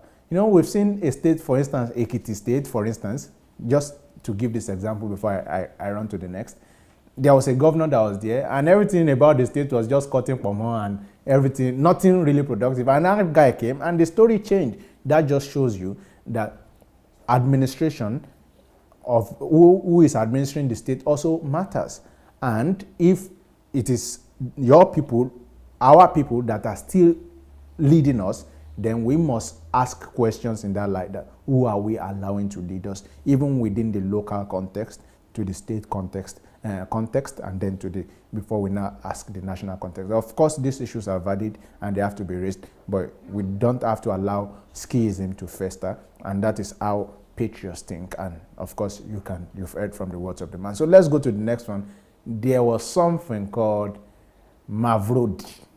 It was MMM. This MMM, it was like a old pest in Nigeria. And when DSA was saying it, then people were saying, but this thing is working, it's working. Leave us alone, it's working. In fact, people they rented the whole hall, they were celebrating MMM. MMM was really working for them. So, but after DSA won, the thing crashed, because of course DSA has been in Ukraine, or the former USSR, where the Mavrodi guy was from himself. He was a Russian. He died sometimes maybe 2 years ago. So DSA knows about the scheme, the pyramid scheme. Of course, that's the same structure with the church, but DSA had won and people were not listening. But it became something else. So let's listen to what DSA said in the aftermath. Our first question is from someone who says that he has read your articles on MMM. He said, I took part and I have left before the freezing of accounts, but I am now feeling guilty that I got involved. How do I get over my guilt? It's simple. That person knows the people he brought into that scheme. Because the only way you make money in that scheme is if you bring some other people with their money. So as long as you have brought some people with their money, let's say you came in by yourself with your money, and then you went ahead and brought 100 people or 10 people. If you say you left, you know, it's not a joyful thing that you left, because leaving sounds like, oh, I escaped, oh, it didn't affect me, oh, I'm lucky. So because I left before the thing was frozen, then I'm the smart one, I'm the lucky one. But the good thing with you is that you have a conscience. And because you have a conscience, you are able to actually, you know, admit it that you're feeling bad. And feeling bad means you are feeling bad for the people you have defrauded. Because if you made money from MMM, it means you have defrauded somebody. Maybe, you know, you might be saying it's not you, you never intended that, but you made money. And the money you made is actually coming from those people that you brought. So if you brought your family members, or you brought your friends, or you brought your colleagues, or you brought your relatives, what has happened is that you actually duped and defrauded your very closest people. Because if you came in to that company with, let's say, $1,000, and now you're left with $10,000 or $2,000 or $5,000, doesn't matter what amount of money, that money you've left with is the money that of the people that you brought. So they're actually paying you, and you should know that. They paid you what you call profit. There was no profit, and there is no profit in MMM. MMM doesn't make money. So they only paid you with the money of your relatives and friends that you brought. So if you are really sorrowful and, you know, regretting of, you know, participating in this scheme, what you need to do, if you still have the money, go and look for all the people that you brought into that company and distribute some of the money to them. That's the way out, if the money was paid to you. Well, and definitely it was paid to you. Wow. I remember this season of MMM. It was just overboard Nigeria. But you know what I want to point out about Dr. Sunday, him being a patriot and him being a Nigerian, from these two examples you've used, addressing the MMM issue and addressing the Biafran issue. It is, like I said before, when Dr. Sunday writing those books, it is with these ones, you know, this is a court session of an ask. Yeah. But people would not believe that Dr. Sunday has lengthy articles. I don't know how many words, but I'm sure they're in there, maybe tens of thousands. That's why I just left it. Of words. He has lengthy articles where he was addressing the issue of the Biafra. He has articles that he wrote just to address MMM. And I mean, just to enlighten people that, hey, this Biafra thing you're talking about, I need to bring light into the situation. This MMM thing that people are saying it is working. Dr. Solo was even saying at some point, some pastors were calling him and saying, Pastor Sunday, you don't know how people are suffering here. People are suffering. And this thing is bringing money. And they use church money to do MMM. Yes. people are suffering. And but Dr. Solo was trying to say, but look, I'm trying to present here. Go and read my article. I'm concerned. And you know, anyone who knows Dr. Sunday, he has said it before that it's not like the Nigerian politicians who just come out and just speak because they want to just make a statement. But when he wants to address national issues, like you've said, he addresses them holistically.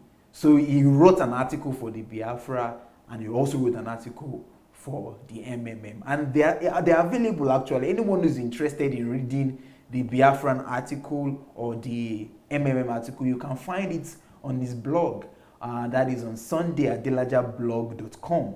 So just go to sundayadelajablog.com and search for the article right there. You see the whole article on Biafra, on MMM. So this is just something I wanted to point out. Yeah, and just to point out to those who may be in Nigeria watching now, MMM has changed clothes and it has changed name. Now it's bearing something like Loom. Let me tell you, if you understand Yoruba, Loom is Lumini GBT.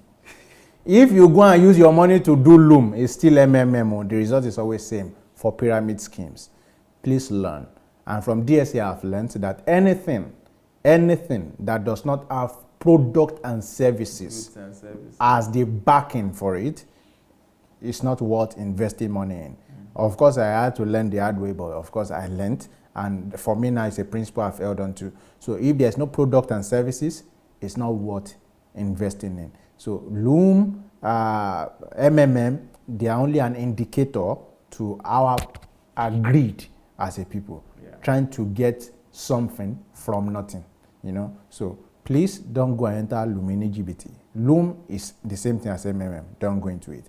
Now let's go to the next one, and that is money spraying. You know, that is a very big. Oh, that's a picture that we used there, yeah. And that's a very big phenomenon in Nigeria, and we believe that you are as big as the amount of money you can spray, and that has become somewhat cultural. But is that good? What did DSA think of it? Let's hear.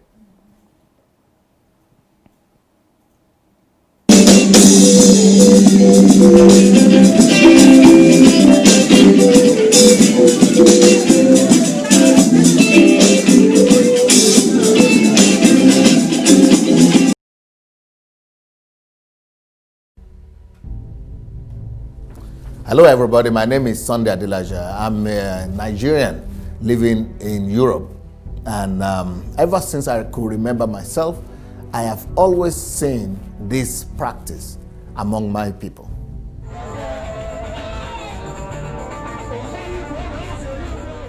Nigerians go about spraying money in various occasions, several occasions that they have.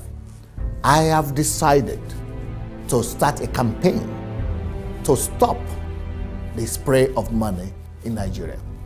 So, as a Nigerian and as somebody that is interested in the progress of my people and my nation, I want to challenge our new president who has come in under the campaign to change Nigeria for good and get rid of corruption in our land, to start this campaign by stopping the practice of money spraying in our nation. So if you support this movement, if you are a Nigerian or you are an African or whoever you are, and you see what is happening right now, money being sprayed, and most of this money are coming from our looted money, from the money that are meant for the ordinary people. Many of these people that are spraying this money or government officials, or people who are, you know, some of them maybe might have received the money from some illicit sources or illegitimate sources. And when you practice and allow this kind of practice in a society, young people are seeing it, and everybody is dreaming of growing up one day and being able to spread dollars, US dollars like this. Please, let's support this campaign. Let's stop money spraying in Nigeria. And I want to also talk to the Senate, to the House of Representatives, to pay attention to this. Let's stop money spraying, the act of money spraying in our culture. We must stop this if we want to stop corruption. If we don't stop this, there is no way we'll ever be able to stop corruption or bring a lasting change to our country. So, President Buhari, stop money spraying in Nigeria.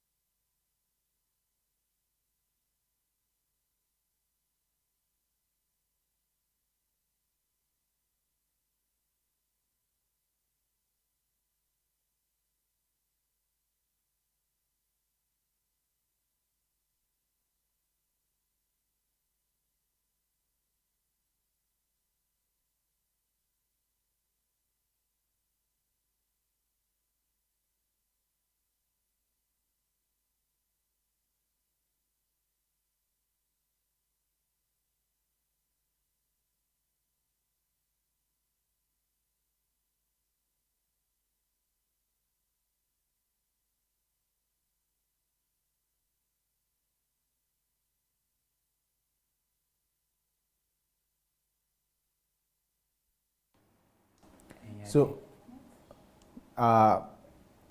we'll go to the next slide, and that is training of new generation of minds. And with that, you can see Anu Ojo as you can see Anu Ojo as an example of that. You can see Enyade, you can see how much that man has gone to consume those materials.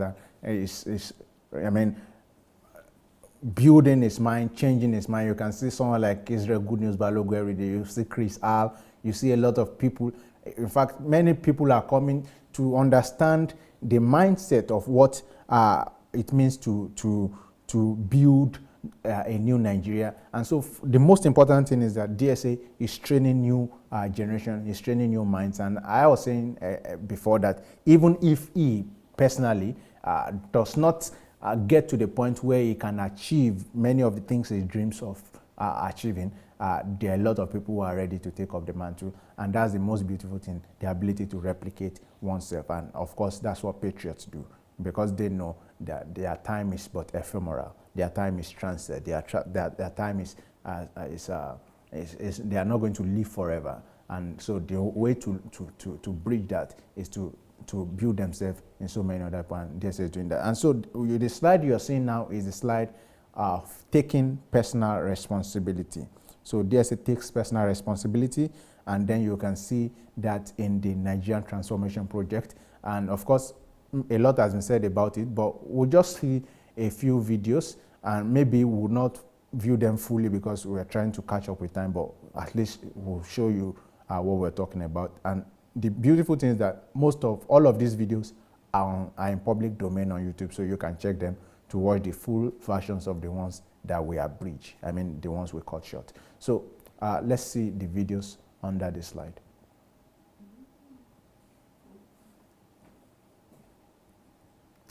All right, so while that is coming up, the Nigerian Transformation Project is the brainchild of Dr. Sunday Elijah on how he wants to transform Nigeria, of how he wants to change the course of Nigeria. And so, but it will be good to hear it in his own words, and that's why I got the video. So we'll go for the videos now. Is the video ready? Okay.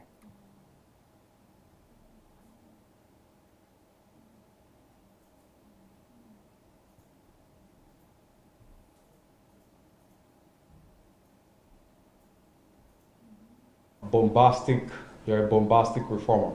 Yes. And you've said that your first 10 years in Nigeria, you changed the nation. Yes. They believe that you're being presumptuous. Yes. So do you think this is a possibility if Nigeria were to be handed over to you right now? You are able to, are you saying you're able to transform the nation to a first-class nation within the first 10 years? No. But what I will be able to do in the first 10 years is to put the country on a rail, to influence the country in such a way that the country will begin to go in the right direction. So it is not about what I'm able to do or what I'm able to accomplish myself or in my lifetime, but it is about what I'm able to trigger. So I'm good, by the grace of God, by the time I'm in Nigeria for 10 years, everybody will begin to see the change, visible change. More than what we have seen during Buhari right now. It will be so visible that nobody Nigerian will be running away, will try to run away. They will see possibilities, they will see improvement, they will see growth, they will see, development. But it's still going to be a process. The plan that I have for Nigeria is for 50 years. So, but in the first 10 years, we would have moved and shifted the nation in such a way that it will be impossible for everybody now to begin to see the difference and the changes. So I'm not talking about myself. It's going to be a whole team of people. I might be one of the leaders of that movement, but it's going to be a whole bunch of people that we're coming together and that God is prepared and is preparing to be able to handle the challenge of Nigeria. So, but it's not by might and it's not by power. And it's also not being presumptions, like you said. So it could look that I'm just being presumptions, but also you have to look at what I've done. And you have to also look at what I have on the ground. For example, when I talked about one of the reasons why I didn't support the young presidential aspirants like Showore or Mogalu is that even though Mogalu wrote a book about his plans for Nigeria, but it's all theoretical. They are all coming from the universities, that the things he got from Harvard, from the Yale, from different places. They are all from textbooks. They are textbook reformation, nothing practical. But with Showore, for example, nothing like that. He just wrote political program, but no blueprint, no master plan. So no concrete system and structure on how to transform a nation. They don't have an idea of what it is. Same thing with APC now. They don't have an idea. They're just doing repairs and they are doing their best, but they don't know what it takes. So by the grace of God, I have a plan, and that plan is for 50 years of how to transform Nigeria. Now, I'm not going to be a president. I am not going to be a politician. I don't plan to be. But that is a problem also, because if I would not have any political power or influence, those politicians might be a stumbling block, including the people who are there right now. Who knows them? Because I don't know what they will think about what I will bring to the table. But I'm believing God that we'll be able to surmount the challenge. That is the only challenge I'm having. How the politicians will react to what I want to do, and I hope they will not be a stumbling block to me. Thank you so much for watching our video. Watching that, and I was made aware by the team that I was not heard after the money spraying video. I do apologize for that, and I will try to rephrase what I said. I said that about earlier in the year, that we've seen that the central bank has banned the use and the spraying of money, and it remains to be seen the extent of implementation. We wait to see that, because sometimes in Nigeria they get the stuff right on paper and implementation becomes a problem. But of course, DSA brought up the issue, and even when it was not convenient, because it has become somewhat cultural to people, but as a patriot, he was able to say, no, this is wrong, even if it's a trend, even if it's what people do, but it's wrong and it should be stopped. And of course, officially it's been banned, but in practice, we wait to see the implementation of such policies. And then we went into the slide that was talking about DSA building transformational minds, and that is building the mind of the training of a new generation, and he's doing that by shifting the minds of almost everyone who comes in contact with him, and of course those that come to learn, not for mischievous purpose or just personal aggrandizement, and of course often go back disappointed, but those who actually come for the sake of a renewal, and I'm saying this without the fear of sounding immodest, that one of the first things that I've noticed people learn from DSA is the altruism to nation. That service to nation. People come to DSA, and I've seen quite a lot of generation of people come and go, but one of the first things they learn is that they were called, they are made to serve. And so they are now always looking for what is their area of calling to serve now. So we've seen people come to meet DSA, they discover that, okay, their own line is to minister to widows. And so by the time they are ministering to widows in Nigeria, that's some sort of patriotism, that a renewed patriotism in them. And this is the mind work that we are talking about. And so, but from this slide, we're talking about the Nigerian Transformation Project, which is the whole project in itself that DSA has put together. And there are a lot of videos on YouTube that is, giving presentations on this, and these videos run in 2 hours. In fact, there was a guy who did a documentary on this same topic, but that would be too long to play, and there are many important trends in it that we cannot say, okay, this is the fragment I want to play. So we just looked for some short videos where he was doing some question and answer session. So let's look at the next video, which was talking about the age when it's important or necessary to start thinking about national transformation. Let's hear the thoughts of DSA.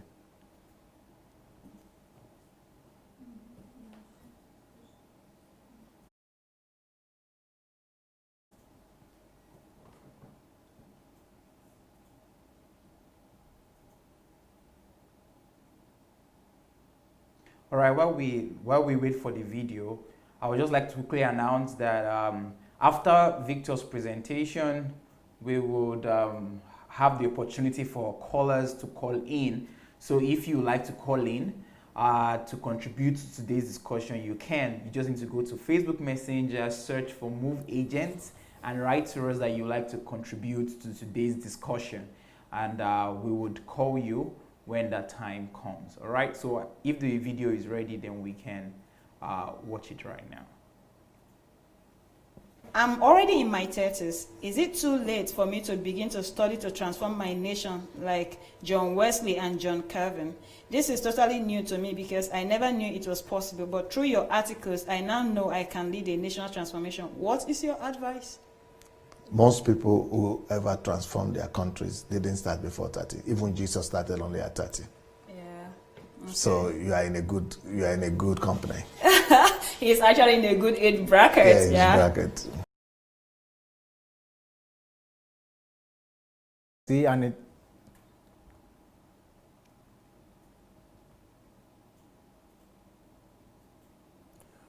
You see, these videos are from Ask Pastor Sunday, and I was telling you earlier that once you've invested yourself in enough knowledge, you'll be able to answer so many questions. So if somebody is saying, go and ask Bible about Nigeria question, okay, and go and ask Bible. Let's see what Bible can answer. But I'm sure Bible does not mention Nigeria. And so, but DSA, because he studied so much, you can ask him. And that does not mean he's replacing Bible. It means he has invested so much in knowledge and can answer different things in different phases. And that's why we say life is predictable. But back to this point, why is it that DSA is answering this question about what age can one start? And he's saying that it doesn't matter, even people above 30. Life starts for many people after 30, because there's a despair that comes to the mind of many people who he has come across, who now feel, okay, now we know this, but we now feel like we've wasted time. Is it too late for us? but this is trying to say, no. From the point you discover it, life starts. You can start. The point you discover this is what you are meant to do, you can start. So it's never too early to be patriotic, never too late to be patriotic. So you discover the need to be patriotic now, please move ahead. And that has been so for many people who have built nations. So without further ado, let's move to the next slide. And the next slide talks about DSA helping. The next slide, please.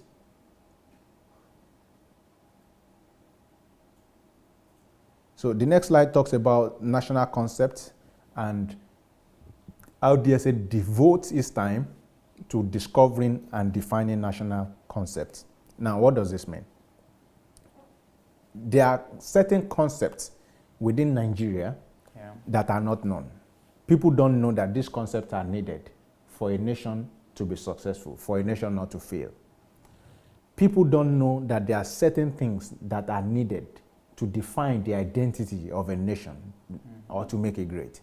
So, but DSA devotes its time to study the peculiarity of Nigeria, to see those things within the Nigerian state that needs to be reconcepted, or that needs to be discovered, or that needs to be reintroduced.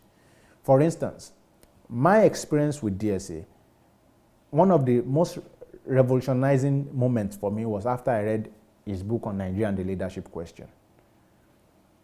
I've always wanted to be president.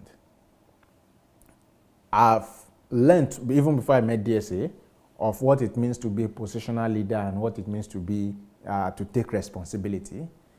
But what I did not know was that it is the value system of the people that necessarily dictate what leadership would be. And so by the time I discovered that, I now realize the folly in the heart of so many people who are in fact very convinced, very passionate about Nigeria. And we've seen that in the last election. Of course, I will explain it much later in this slide. The passion is there, and you now begin to see exactly what the scripture says, that the labor of fools weary them, for they do not know how or the way to the city. So they are very passionate, they are laborious, but they are just weary because they do not know concepts. They do not understand the idiosyncrasies of the entity called Nigeria, and what first must be changed before even they can be accepted. So they jump into the fray only to be disappointed. So I believe was going to even fall a victim of such, because I would have been going with the idea of, I am a new breed. I am very passionate about Nigeria. I've seen how things are done, in global scale, without really considering first, what is the value system of the people I'm going to meet?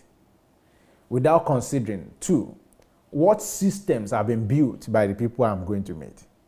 Without considering, what are the institutions? I would never have really considered all of those. I'll just jump into the fray. And later, I will say, they did not vote for me. Who would have voted for me? Someone who does not subscribe to my ideology? Now, after I read this book, Nigeria and the Leadership Question, I now saw that the real problem of Nigeria is not in the leadership. Of course, the leadership is a problem, but it is not in the leadership. Because the leaders in Nigeria, I now realize, were not imported from China. No Nigerian leader was smuggled through Lome border. So what's the problem? The Nigerian leaders are Nigerians, made from Nigeria, made by Nigeria. Because the problem now is in the value system. So DSA took his time to discover and define that concept for me. Now I understand it. Now there's another common saying in Nigeria. The way these things are bad, only God can save Nigeria. In fact, people will recline on the chair. Some people don't do that position. Some people say, only God can save Nigeria. Some people, they're honest. The way this Nigeria is, only God can save Nigeria. In any case, it's a state of despair. It's a state of not knowing what to do. It's a state of being fed up. But after I met DSA, I now discovered that concept is a myth. You wrote a whole book. Now to dispel that, he didn't just write one line. He wrote a whole book to address that concept and now showing us the concept that it is us who must take responsibility for our nation. And that's what patriots do. They jolt the conscience of the citizens back to life, to take back what really belongs to them. And so, God won't come back to save Nigeria. It is Nigerians that will save Nigeria. And so, once you understand that, then you begin to see that there's a moral duty that you owe to your neighbor. And so, I'm now seeing this again. Let's, we can use America. When the John F. Kennedy will be saying that do not ask what your country can do for you, but ask what you can do for your country. If Buhari says that in Nigeria today, na insult. In fact, it started one, change begins with me. They were insulting him, But that is what it must be, because God cannot save Nigeria. It is you and I, every individual Nigeria, who must understand that change begins with you and I. If it was only John F. Kennedy that said that, it would have been good. But I also read of an American president who said, America today, the greatness of America, we must be reminded that the greatness of America does not lie in what the government has done for the people. Yeah. That's Richard Nixon. It does not lie in what the government has done for the people, but what the people have done for themselves and for one another. Now you see, this is the secret. These are the secrets of great nations. These are the concepts behind the greatness of nations. Then you are reading from this great scientist, the one Albert Einstein, that you cannot solve a problem with the same mindset with which it was created.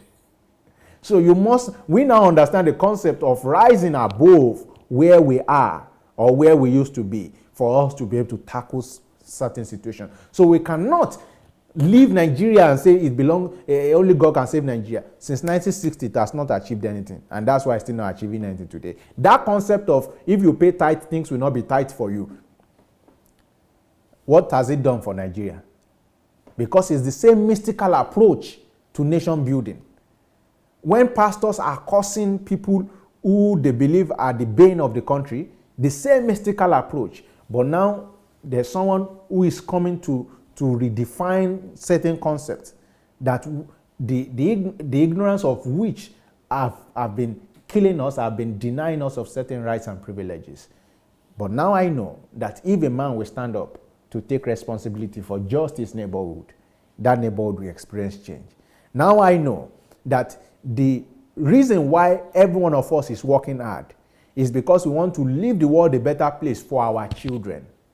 We want our children to live in a better world than we live in. We want things to be better for them. But now I know that if I think only of my children and do not think of those stray children on the street, I now know that the world I think I will be living in a better place, those ones will become the bane to that world. And so if I really want to change the world and I want to live the world, I must pay attention to those ones. I now know, because it's not God that will come and save Nigeria. I must play my part in saving those children. And if you can save that children and those children, and I can save the ones in that street, and we can create amenities that are needed there, can send some people to school there, little by little, we would have changed our nation. And that is why if you look at American universities today, they are being run by private donations. Mm-hmm. They are being run by private scholarships. You go to, you can search on the internet. You go to a particular school, you see different scholarship boards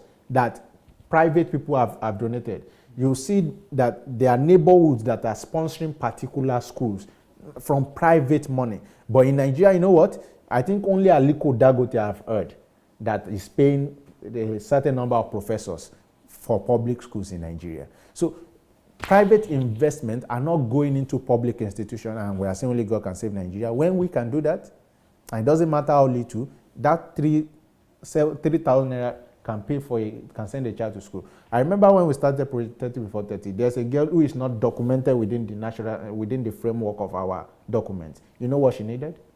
She didn't even need tuition, because in Lagos State, it's tuition free, apart from if you are registering for the first time. All she needed was school uniform, 900 naira. You know what 900 naira is? $900 is $3. She wasn't going to school because of $3. So are you telling me that until I came on board, or our team came on board, that there was nobody who could have afforded that $900, but no, that egocentrism, which had become a national concept, was killing us. So, but he is coming now to bring about the rediscovering and redefining of new national concepts, such as altruism, such as letting go of oneself to die for one's neighbor. And then now, when we implement this, things will change for us. And you know, DSA asking the bold question of, does Nigeria really need democracy? Is it really democracy? We will be asking that, a patriot. So let's go to the next slide.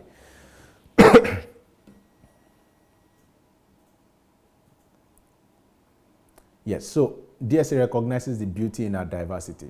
In a country as diverse as Nigeria, you'll find some people who will always be looking at the things that disconnect us, the differences that we have, and we'll be talking about those in bad light. Like I read of a guy today who was saying, for instance, that until the people of his own tribe produce a president, that Nigeria will not know no peace. And that person is meant to be an elder statesman. No, patriots don't talk like that. Patriots see the blessings and differences. And so DSA, in noticing and understanding this, dedicated a whole book, The Beauty in Nigeria's Diversity. And it's a very good read. I urge you to go and study that book. And there's another one called The Purpose and Calling of Nations. So once you understand the beauty in diversity, then you must understand how did certain people group come together to form a nation. So once you understand how they're able to come together, then it may also help you to appreciate the differences that are within certain people groups. So for instance, do you know that there is no natural country in the world? The most homogeneous state today is the state of Israel.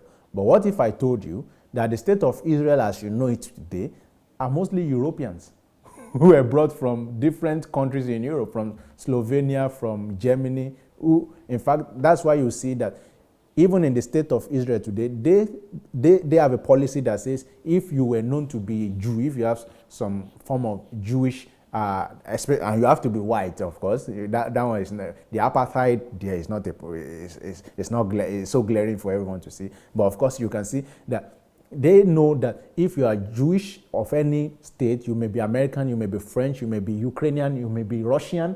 And I'm telling you, the number of places that you can find people who identify themselves to be Jews, they repatriated them back home, and then you can still come back to claim the citizenship of your state. That shows you that there is no natural country in the world. And not to talk about the land grabs that they are doing and their expansionism and all of those. And I'm still saying that for the most homogeneous state. So every state, every country is created somehow. They started from somewhere. So, but how did they start? You must understand the purpose and the calling of those nations by going into the documents of how they started, their emblems, their anthems, their pledge.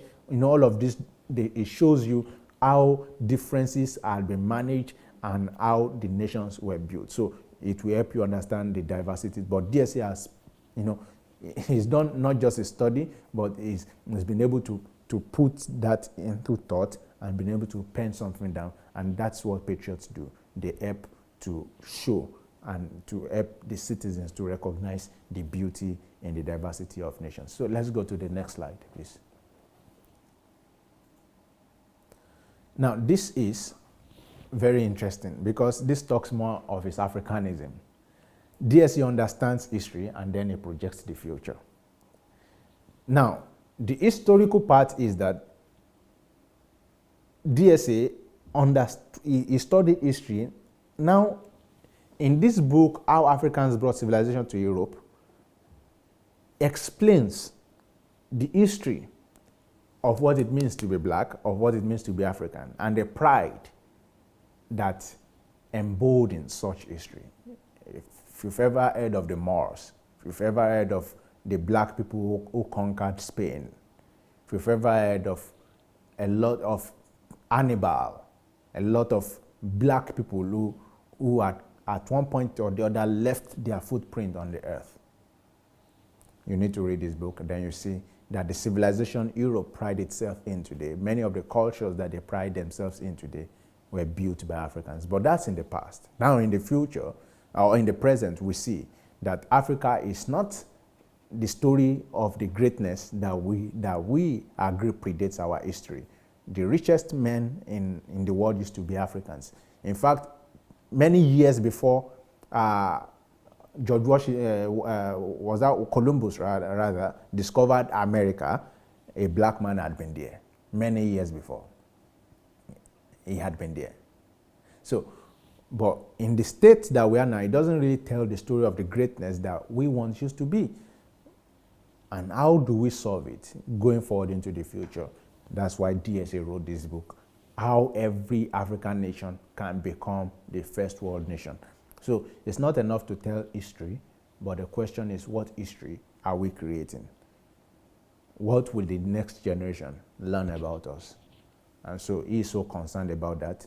And so he's written that book, and I think it will be a good read. Do you want to say something about that? Yeah, I think I just want to just weigh in.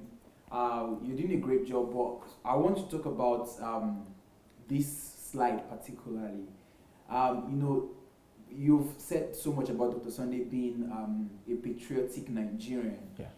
But I think what I see in this slide is Dr. Sunday moving beyond the boundaries of Nigeria as a nation, but now going to address issues as an African and addressing matters that deals with his race. You know, it's one thing to be a patriotic Nigerian or to just be loyal to your nation, but it's another thing to address matters that has plagued the African continent as a whole, and some stereotypes that has plagued the black race. You know, there's a lot of questions that people ask that, hey, is the black race cursed? And even some Europeans, I must say, the Europeans and people who have the white color and everything, they look at Africans, or they look at the black race, and they think just by virtue of our color, they have some sort of superiority over the black race. And sincerely, this has gone deep into the mindset and the functioning of most Africans or most black people, and we see it evident even in America. We see a lot of, they even coined a word in America, and they say people of color. So they call themselves people of color. Why? Because it has become a mental stronghold and a major stereotype that has affected the black race, that many people who are black right now, they think they are inferior to people who are white. But you know, I have read that book, How Africans Brought Civilization to Europe, and I think it's a book that every African must read too, so that we can regain our pride as black people. You know, even many pastors have preached and brought out stories from the Bible, how it was Ham that was cursed in that's one of the sons of Noah, and that's the reason why the African race is cursed and everything like that. Because Sunday has teachings about this already, and is going to release it very soon. But I think Dr. Sunday addressing that with that book that is titled How Africans Brought Civilization to Nigeria, it reveals, okay, I don't know if I'm heard. Okay, I think I've not been heard for a long time. All right, I'm so sorry. I just got information that I've not been heard. So I'm going to come back to repeat some of the things I've said. I said Dr. Sunday deciding to write that book, How Africans have brought civilization to Europe. You know, it's one thing to address the matter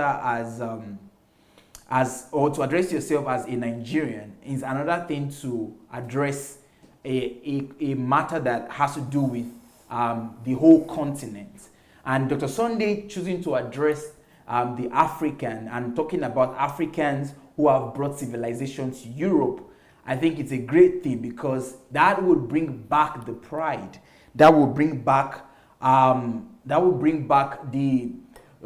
pride of Africans, that to know that, hey, as black people, we are not cursed. As black people, we are not inferior. So Dr. Sunday, writing that book, has revealed himself as a patriotic, not just Nigerian, but as a patriotic African, speaking about how Africans brought civilization to Europe. And also the other book that Victor spoke about, which is how every African nation can become a first world nation. I think that just shows that he is a loyal African, someone who is ready to not just talk, but ready to produce something that every African and every black man can read and regain that pride, regain that confidence as a black man. Yes, so that is explicit, and that's very good what you've brought in. And I was very also particular in choosing the two books here, because one talks about the history and then the other talks about the projection for the future. So I think DSA is so brilliant because, you know, if I was going to do this, one of them could have been probably a chapter and the other one a chapter, but he pays so much attention to details, and I think that's one of his characters, and that makes him great. But of course, to do justice to his Africanism, he shows you that he doesn't just think about Nigeria, he thinks about Africa. And so many times he said that what he is trying to build in Nigeria, he hopes that he will be able to replicate such models across Africa. And of course, he thinks so much of Africa, and that's what I was saying, that the difference between nationalism and patriotism is patriotic and thinks of Nigeria from a global viewpoint. So let's go to the next slide, please.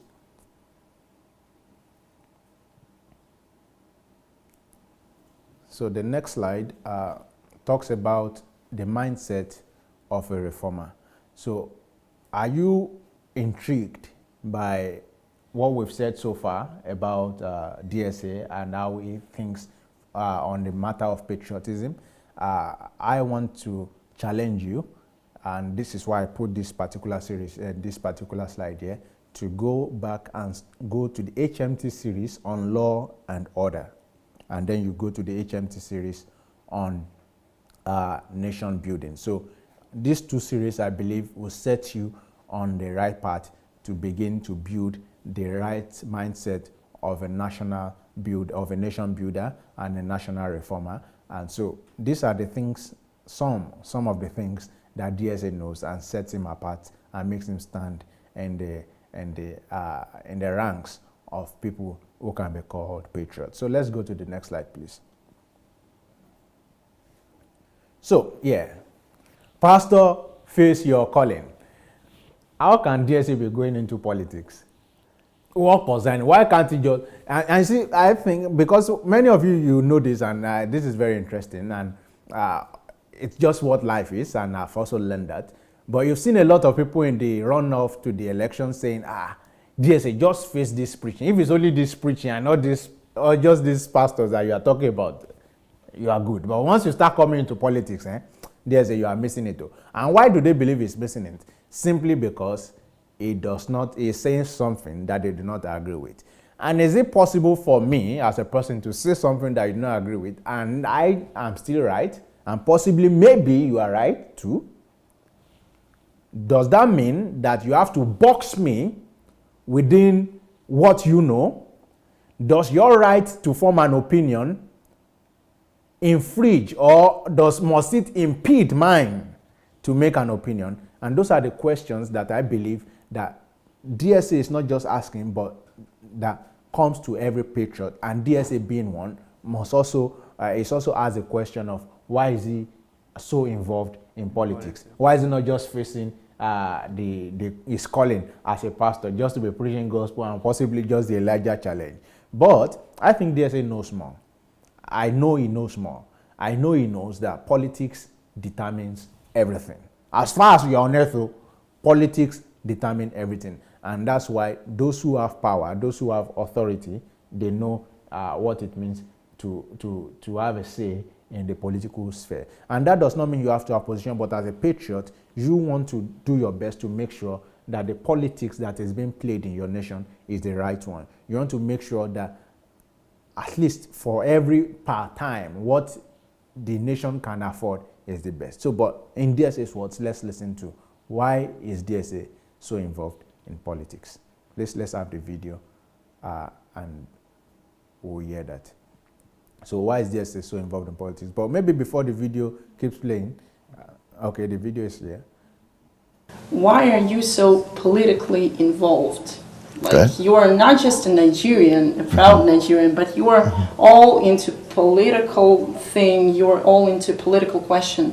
Why is that, Pastor? And a lot of people, they even wrote that you should be a pastor. If you're a pastor, you should rather spend more time on pastoring than actually going into politics.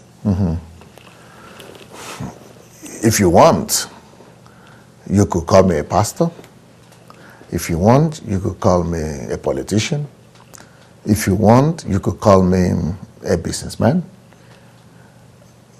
Who am I? I am a God revealer. I think that is my primary calling and purpose on the earth. I must carry God to everywhere where there are humans. I must be a God revealer to my generation. So why politics? Nothing is as influential in our world today as politics is. If you would not influence politics, let me tell you something. Politics is going to influence you. So it's one way or the other. Either you are the one influencing it, or you are being influenced by it. I'm not here to be influenced by some ungodly policies. I'm here to bring heaven's policies, to influence the earth. I am a kingdom carrier. I must bring the reality of the kingdom of God down here on the earth. And anywhere that matters, God must be reflected there. God cannot be separated from his creation. God created politics. God created men that are there. So those people need him. They need to hear from him. So if all these people are walking under God, they must hear about God, and they must be compelled to deal with God. And that's what I'm here for. So if you want to call me a pastor, call me a pastor. If you feel I'm not a pastor, call me anything you want to call me. I am fulfilling my destiny and my calling. Beautiful. So pastor is eventually facing his calling. So there's no intellectual antagonism between pastor face your calling and then pastor being involved in politics. And of course, it's always about the right mindset. It's about him revealing God in what he is doing. And that's exactly what it is about and what it is about. So DSA has answered why he's so involved in politics. For him, it's about bringing it as it is in heaven, the will of the Father, and revealing it here on earth. But maybe I'll hear another viewpoint shortly on that before we move to the next one. You know, I always like listening to Dr. Sunday when he talks about things like this. He was speaking about him being a God revealer and a kingdom imposer. And he said something that is very profound. You know, he said, see, there are two things. It's either you influence politics or politics influence you. It's either of those two. So either you influence politics or you are influenced by it. And so he goes ahead and he says that he's not going to wait for politics to influence him and for people to be influenced by the world, but he's going to carry the kingdom of God and influence the policies of this world with the policies of the kingdom of God, being a kingdom carrier. Yeah. And I think that's a model for all of us. Yeah, and anyone who has known DSA for long would have known his analogies of being personalities or just being persons. So are you a personality, or are you just a part of the biomass? And so for everyone who chooses to be a personality, they would rather influence their society, they would rather influence the culture, they would rather influence than to be influenced. So instead of waiting for politics to just decide where they go, they would rather decide where politics go. So, and that's what patriots do. Oftentimes the moral director, the moral guidance for the polity and for what is done and what of the direction that the nation goes. So I think we would need to move now to the next slide. Maybe we can now move to the next slide. And the next slide here talks about DSA himself doing practically what it means to influence politics. And you know, this is just one little way, and of course there are a lot of things that are behind the scene, but you can see that he did his best to interview young candidates, I mean those who are called the new breeds, in the runoff to the 2019 elections, to hear what they have to say, to hear the argument, to pick, in quote unquote, to pick their brain and see what they have to offer. And he did that with the most genuine intention of not just giving platforms, but also to hear them out and get them express themselves and let people feel them. And of course, I think that was quite advantageous to many of them. But that's what Patriots do. They give listening ears. They create platforms for discussion for new things. So DSA did that in the runoff to 2019 elections. So let's go to the next slide, please. This is very interesting now.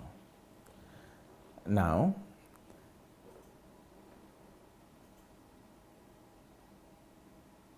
in the runoff to the election, DSA made a whole series of videos and about two guys. That was Buhari, and particularly about Atiku. And for Buhari, people could not really understand why, some people could not understand why he was against Atiku. And some others were saying he was paid to support APC. But let's listen to the man himself. Of course, we will not be able to watch the full video because it's very long. And I want to also encourage people to be getting ready to call. You can start writing it now because we'll be trying to round up. So it won't be long, and of course some of you have seen it before, and it's available on YouTube, but let's hear from DSA. Why was he against the candidature of Atiku? And this is one of the reasons why he's saying, I will be involved in politics, I will influence, I will not wait to be influenced. Let's listen to what he has to say. First, one of your fans wants to know, why are you so passionate about Africa? Because that's my next station. God has revealed to me in a supernatural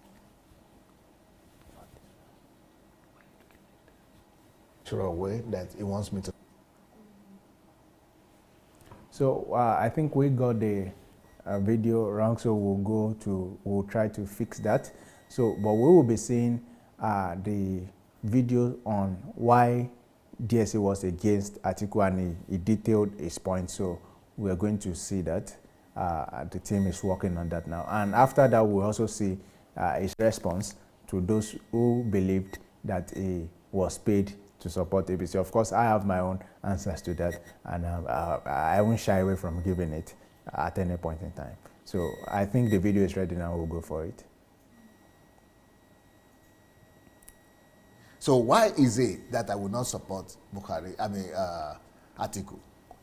Number one, because Atiku became a millionaire while he was still a custom officer. Tell me, in Nigeria, anybody who comes from Nigeria and tell me that custom officers are not corrupt, even if you are not a millionaire. But for you to become a multi-millionaire in dollars as a custom officer, and you said you got, is that from your salary? Definitely. Who pays, what government pays that kind of salary? Definitely not.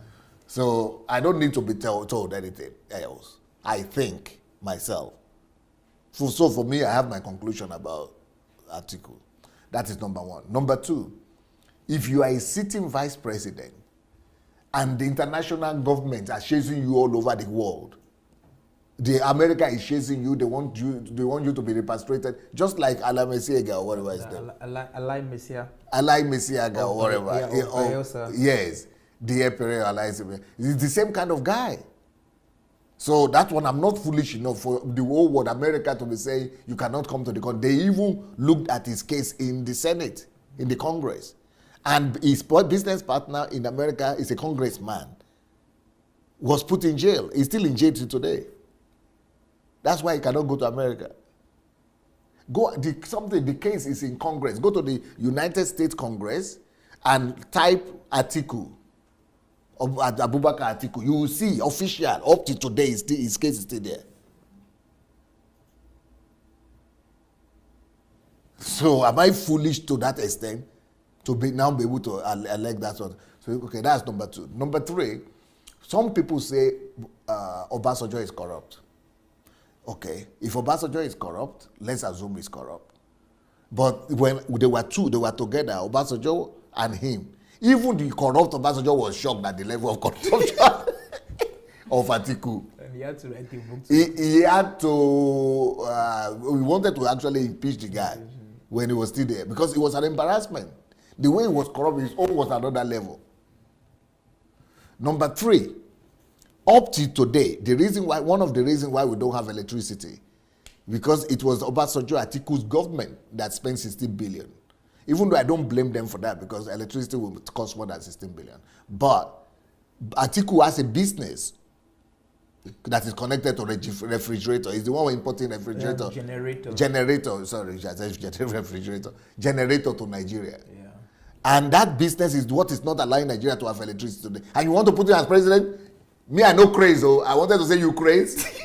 But me, I know crazy to that level. My own craziness not reach that one. If he was president and we have spent 16 billion on electricity and and his own business is prospering, and you want me to go and now put him as president? That one, I think that you might even.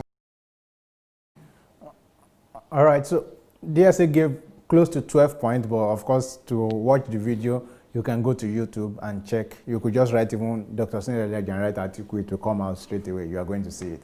So we are going to see the next video of people asking the question of DSA answering the question, is he paid to support APC? Because at the end of the day, he had to support APC and he had his reasons for that, even though he was not so impressed with the performance of APC in their first term. But given the complexities of everything, he chose APC, and some people could not believe that he could have made such out of a free choice. But let's listen to what DSA had to say about the question. Why are you silent now? Okay. Why I'm silent now? I have my reason why I'm silent now. The reason why I'm silent now is because I rate the government of Buhari to be just 40% of my own expectation, 30 to 40%. I didn't give them pass mark. I think they have performed lower, below bar of what I would have expected them to have done. They are worse than what I campaigned for and what I expected. But then, I would have liked a better candidate and better people to come and replace them. But the way things are right now, and that's why I was giving platform to different people to come and speak, to see who could be good enough. From the people that I interviewed, there are 3 people that I think might be good enough to replace Buhari. They are mainly, 1, Sowore. I think Sowore, I used to think that Moghalu was the best candidate. In terms of knowledge, yes, he is the best candidate. But I keep on watching the 2 of them, and I'm coming to the conclusion that maybe Sowore might still be better, even though Sowore doesn't have the knowledge that Moghalu has, but he's more active and he's more rugged. So I think I would rather pick Sowore right now than Moghalu. But the 2 of them are qualified. They would have been very good presidential material. So Moghalu, Sowore, and Tope Fashua is another one I think he's the one that has the best idea of all of them all. He has the most revolutionary idea that can turn Nigeria around. But he doesn't have the profile, and I don't think he has the temperament as well. So that's why if any one of those people would have been, any one of these three people would have been the front runner, then I would have been very actively campaigning for one of them. But I know I'm not stupid. I know that they don't stand a chance. But let me now tell you another person that I think I would have campaigned for, which maybe I will still campaign for, but it's still too early to decide. But I don't think he also has a chance. Is Obi Ezekwesili. Obi Ezekwesili is a lady, is a woman, one of the people in that list that I just read, that, yes, would have done better than all the other people that I mentioned. Obi has the passion of Showore and has the knowledge of Mogalu. And also is a woman that women have never been given a chance to be president. So Obi has everything. Believe me, Obi has knowledge not less than Mogalu. Believe me, Obi Ezekwesili not just have knowledge, she has integrity that matches all of them. I think her own integrity is even higher than all the other candidates put together. She has the boldness of Showore. She has the ruggedness of Showore. And yeah, but she has the brain of Mogalu. And then she's a woman and she has the experience. No, she is the complete package in this. Out of all the candidates that are running right now, the best person right now so far is Obi Ezekwesili. Now, will Obi Ezekwesili be allowed to win? I don't even think she has the money. I don't even think they will give her the money to run, to win. And one of the big disappointments for me is that, apart from me, who know her very well, no, maybe, yeah, but there is somebody that knows her better than I do. And that person is I'm very disappointed that that person didn't support her. Because if that person would have supported her, maybe she would say that she would have had a chance. But that person is playing politics. And maybe also that person refused to support her because he also knows that she doesn't stand a chance. If not because of that, that would have been the best presidential candidate right now. So the person I'm talking about that knows her and should have supported her and be there for her is Obasanjo. Obasanjo was supposed to have supported and mobilized the whole country to support Obi. But since that didn't happen, I really see no chance with Obi right now. I don't see that Obi will win. Now, somebody told me that, okay, if you say Showore is good enough, why wouldn't you just campaign for him and make him win? Number one, because I don't want to fight a battle that I already know that I don't have a chance in. Number two, I have not seen the structure and the system that, I like to do everything predictably. That's why I have a book that is called Life is Predictable. People who know me will tell you that before Pastor Sunday declares something, he has calculated it with backup plans. I would have liked to see such a plan from Showore or from Mogalu or from Obi with backup plans that with their cup is full and running over, that they are going to win the election. And I don't see that such a plan. For example, let me tell you what I'm saying. Let me just make a comparison. What Showore is doing, that's exactly the way I would have done, because he has revolutionized politics in Nigeria. That is exactly, he's doing everything right. He's doing everything right. So that's why I put him ahead of Mogalu now. But they don't have structure. I need a system from him. What he's doing right now is a one-man show, even though he's so brilliant in that one-man show. But it doesn't have the structure. But let me show you a contrast and a comparison to what I'm saying. The way we do things here, when we were running to win the election here, I put forward 1,500 organizations. 1,500 organization structures that were set up to help us win the election we were doing the governor, the mayor position of the capital of Ukraine. That is the way we do it. But I see somebody who is very close to thinking like that. And that is because their experience is very experienced in it. I don't see the list here. But I have a list somewhere.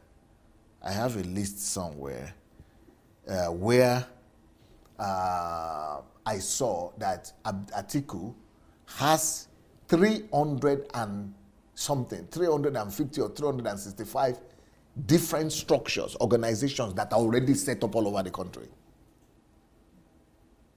Funded, financed, that are going to be just doing the work they are going to be doing every day, morning till night, is campaigning and mobilizing for him. That is the way to win an election. But I didn't see that from Oshowore. I didn't see that from any other guys. They don't have the idea. They don't have the know-how. They don't know how to do it. They are children in politics. They don't know how to win an election. So when you have not presented to me arguments like that, I will not waste my time supporting you. I am not a loser. I believe in predictability of life. Life is predictable. And you must give me the statistics. I must have the scientific methods that you use before I could support you. So because none of them has that, I'm not going to waste my energy to supporting them. If somebody says, oh, they will win anyway, they believe in miracles. I too, but in that kind of miracle, I don't believe it. So, and I'm sure that Buhari has such a structure too, but that is how to win election. So but that is why I am not speaking. I don't see a top-ranking front runner that I could speak for. And Buhari, I believe that it didn't meet up, it didn't match up with my expectation. So I cannot campaign for him. But if the option and the choice is between Buhari and Atiku, I would rather support Buhari, but I will not campaign for him, but I would rather support him. Thank you so much for watching our videos. Now, we need to spread this word, and we need to do it together. For that to happen... Yes, so please can we go to the next slide? So the video we just watched, can we move to the next slide? The video we just watched actually explains this slide of why will a patriot not support the new breed. And of course, a lot of people, after DSA had interviewed them, their expectation was that DSA has to be boxed to supporting either of these candidates. And the most vicious supporters were the supporters of a particular candidate who I will not mention here because the election has gone. But those guys were so vicious, They didn't let anybody rest. And DSA was saying that this is why I'm not going to support this particular group of people, not because they are not saying the right things, not because I don't believe that they can do something, but because they simply do not have system, they simply do not have structures. And DSA has always said that a bad structure will beat a good person any day, anytime. So the people they are running against, they have structures. They know how, they have agents in every ward. They have structures put in place that can ensure them victory. And it's not about miracle. Life is predictable. So it's upon the basis of the predictability of life, and that systems must come first, and you must be able to show by statistics, by numbers, how you intend to win, that it is not supporting these people. And that's what patriots do. Patriots are not moved by every wind of trend. So because people are shouting, take it back now, patriots too will start shouting, take it back. No, patriots want to know what is the local standing. What do you have? What is there to offer? And I do not mean to shake any table, but it is what it is. And when we're telling them then, some of them, they were very vicious. They were even till now, some of them are still against us. They've still not forgiven us. But of course, events have come and gone, and those who said the truth are clear. And that is exactly what it is. Patriots stand for the truth, irrespective of how unpopular it is. The truth is, these guys, very good. No doubt about that. They know something. But do they have the structure to win an election? No. Okay, let's look at what's happening now. After how many months? The guy in the middle there, very brilliant professor, he has quit politics. It didn't even last 1 month post-election. He has quit politics. So someone who will quit politics just like that, you wanted us to support him, then what would have been the fate of someone like me now? joining the party on the basis of his person, and now he has quit politics. Would I now quit? No, there was no structure. They had no, beyond the rhetorics of words, they had nothing to show for it. DSA is a realist, patriots are realists. So he's able to see through that it's not just about populism, it's not just about saying the right things, it's about having the structure to back them up.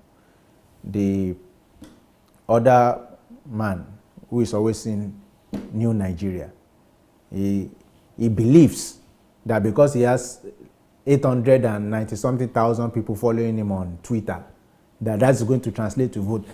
Now, how do you expect me to support such a person? So that's just what it is, no structure. So at the end of the day, you now put all their votes together that they got in the election. It was less than 100,000 votes. And then you now see what they say, Enu Oshe, Ariwo Koni music. And that's a song by a Nigerian musician. It's not about words. It's not just in the multiplicity of words. It's about the structures you built to be able to achieve. It's empty barrels that makes the loudest noise. So it's not about the noise, it's about the actions, and the actions are seen in the structure. So it's not personal, it's just what it is, principles, and life is predictable. So it's the predictability of life that makes someone like DSA say that irrespective of what they call themselves, new breed or new shoot or whatever it is, they do not have what it takes to win an election. And so as much as he loves them personally, respects them personally, see there are traits that he sees in them that are good and that are amiable, but when it comes to election, it's about reality. And when reality is faced, then all the dice are on the table, the cards are on the table. You have to pick on the basis of reality. So I would like us to go back to talk about okay, maybe I want to say something. Well, I think you said it very well. Just speaking about this, I remember when Dr. Sunday was talking about why he's not supporting the young breeds or the new breeds, as you put it there, but supporting Buhari. And he explains in that video, talking about structures, systems. You know, I didn't quite get the whole picture of it, really. Although I know Dr. Sunday, for him to say that, he knows what he's saying. But you know, after the HMT... Oh, it was after the HMT he got it. It was after the HMT where he had the HMT of systems. Anyone who listened to that HMT would see exactly why. I mean, it is futile to start any endeavor without having systems. And now imagine someone putting all of his weight and everything to support someone that does not have systems and structure. It's like you're not thinking. I heard of people in diaspora who put all their life savings to support such a very good agenda in Nigeria. But now, where is it? And the question is, where is their life savings? So it's like making a bet. That's like playing lotto. You have to be sure of your cards. And that's why systems any day beat just mere talk or just passion. Yeah, systems are very important. Yeah, and I think it's also a model that the Sunday is giving, because I think all what you've said before we go to the last slide now, all what you've said so far, I think it's just been about model. It's just trying to show that this is how it's meant to be done. You know, this is how to do it. This is what needs to be done. This is the path to take. Look at all of the books he has written. Those are just different systems that are in those books. All of those books are all systems, you know. And also coming to talk about this new breed and everything like that. It's just about the systems and the structures that needs to be built for national transformation. And you know, Dr. Sunday always says that, I mean, if at all he has any anointing, the anointing that he has is an anointing for nation building and for national transformation.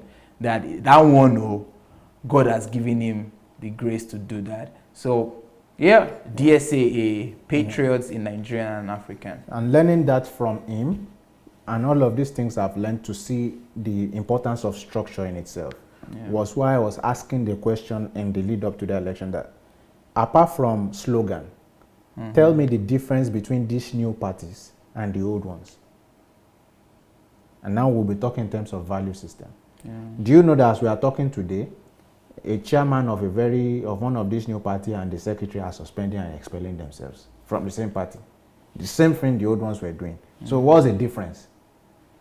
You understand? Because there's really no difference apart from the modeling and the slogan and all of these things. So those are things that we see. We look at things for the value that they possess, not just for the marketing that it was given. And so that's why DSA had no choice but to support Buhari in the course of the election. And if you are a person that believes that you can take decisions without being paid, then it should be very easy for you to understand that DSA took his decision without being paid. But of course, if you are the kind of person who needs money before you take actions or have convictions, then of course, if they say it was paid, then you believe it. Someone said I got brown envelope. I said no, I got a black one, so you can match with the color of my skin. It's not brown envelope I received. So let's go to the last slide. Here's the last slide. So does DSA want to be president? Now, of course, I will let DSA explain himself, but I'm sure you can see the poster there. I am the dream. I don't know if you see the picture of the guy who is saying I am the dream. Of course, I am the one who wants to be president. I am the one who has been saying I want to be president, and I've been privileged to sit and to learn what it takes to sit and to get all of this knowledge about structure building, about law and order, about all of these things that are necessary for the leading of a nation. But a lot of people think that DSA is doing what he's doing because he wants the position. But let's hear from the man himself. Please, let's see the video. If you were giving the offer to become the president of Nigeria, would you oblige? I think that's a fantastic question. I don't think it's a realistic question.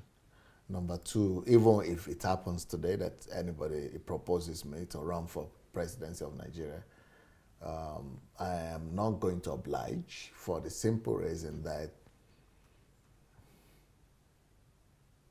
I will think it's a demotion. It's not a promotion, but demotion. And the reason I would think it's a demotion is that a kingmaker is probably more significant than the king.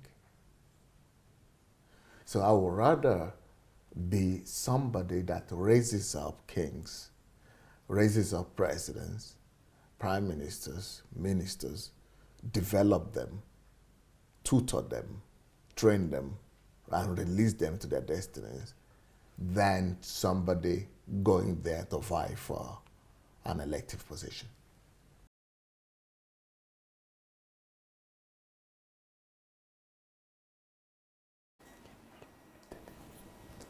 All right, so there you hear it. And like I've said, DSA has no intention to be president. Patriots are more concerned about nation building than the aspiration for positions. And like I said, that was one of the mind shifts that I had with DSA. So I'm more preoccupied, even though I have said I want to be president, but I've learned.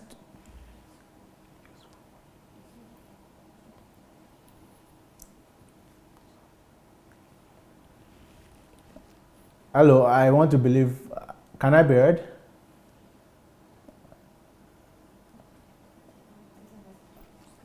All right. So I think maybe there's an issue with Victor's microphone.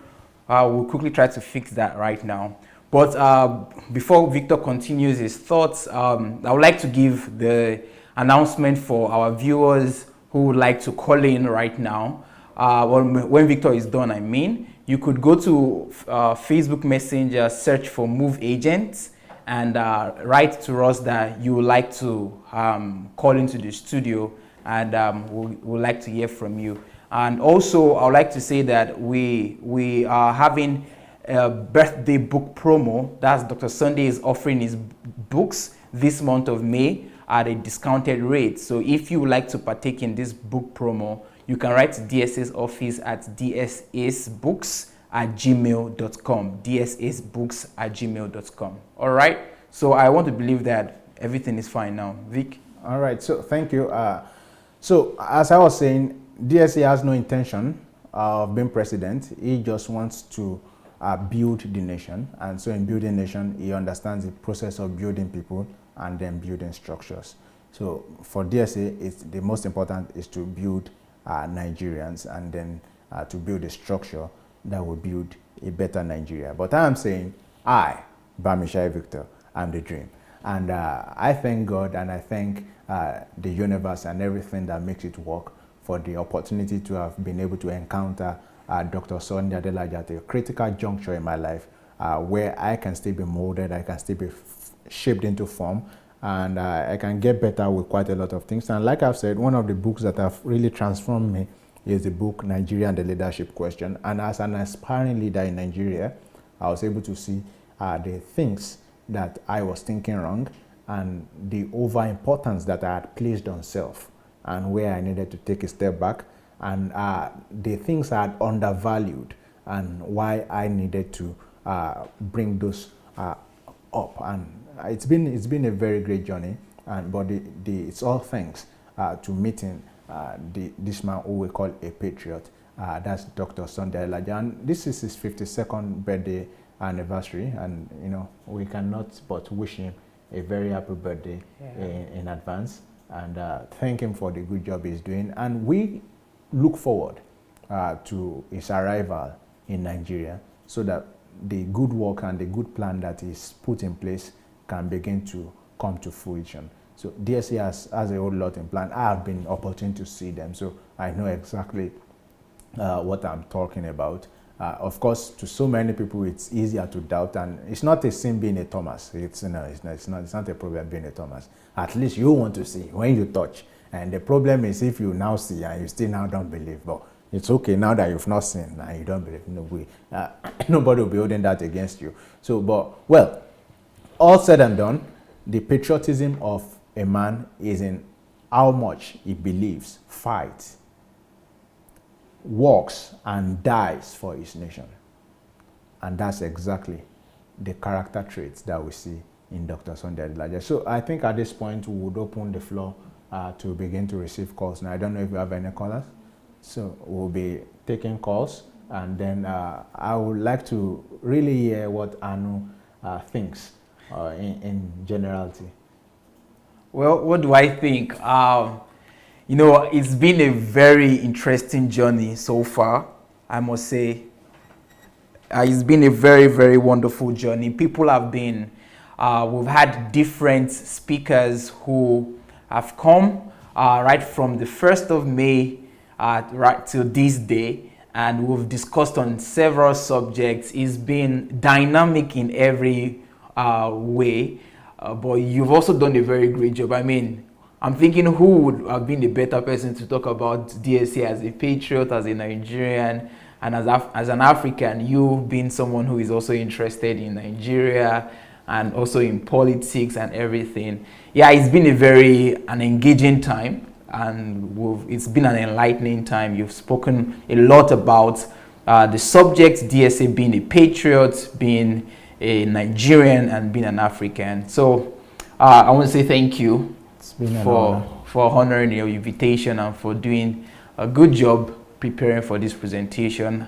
And at this point, I would like to say that we are ready to receive calls from our viewers who would like to contribute to today's discussion. So as soon as we have a caller, we'll get it. The caller. Yeah, I can see someone saying, how do I call? So the way to call is to write on Facebook Messenger, write Move Agent, and say you want to call. So go to Facebook Messenger, find Move Agent, and write us there that you'd like to call, and we'll be giving you a call.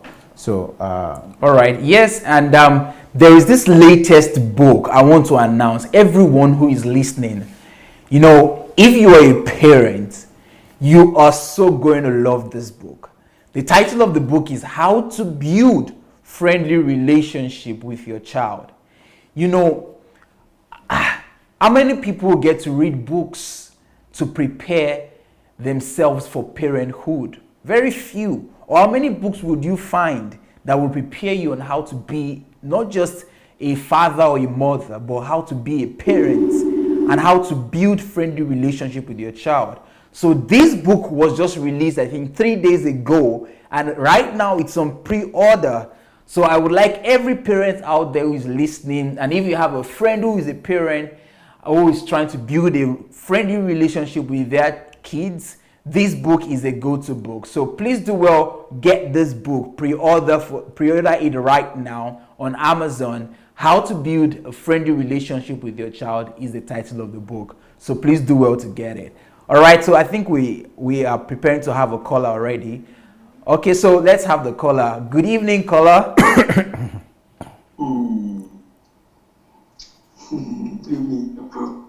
Hello. Who is on the line, and where are you calling from, please? It's innocent. Innocent. Innocent, your introduction was interesting. Oh. Bonsoir. Comment ça va?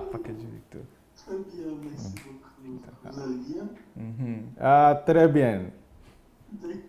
Merci. That's how far you can go. Don't go further, please. I followed everything that is been just fabulous, and the producer was great. You're getting used to this media lifestyle. Thank you so much for contributing. I think nobody can discuss. You might have to speak louder, Mr. Innocent, so that we can hear you. Can you hear me now? How about the sound now? All right. Yeah. So just speak closer so that we can hear you well. Yes. All right. Okay. Yes. I said nobody can be able to discuss perfectly more than you did. Great. What do you think is your most, what can I say, greatest lesson about DSA as a patriot, to his country? What do you think it is? There's something to learn in that direction. This is the question. Yeah, for me, his greatest contribution as a patriot is in his intellectual contribution.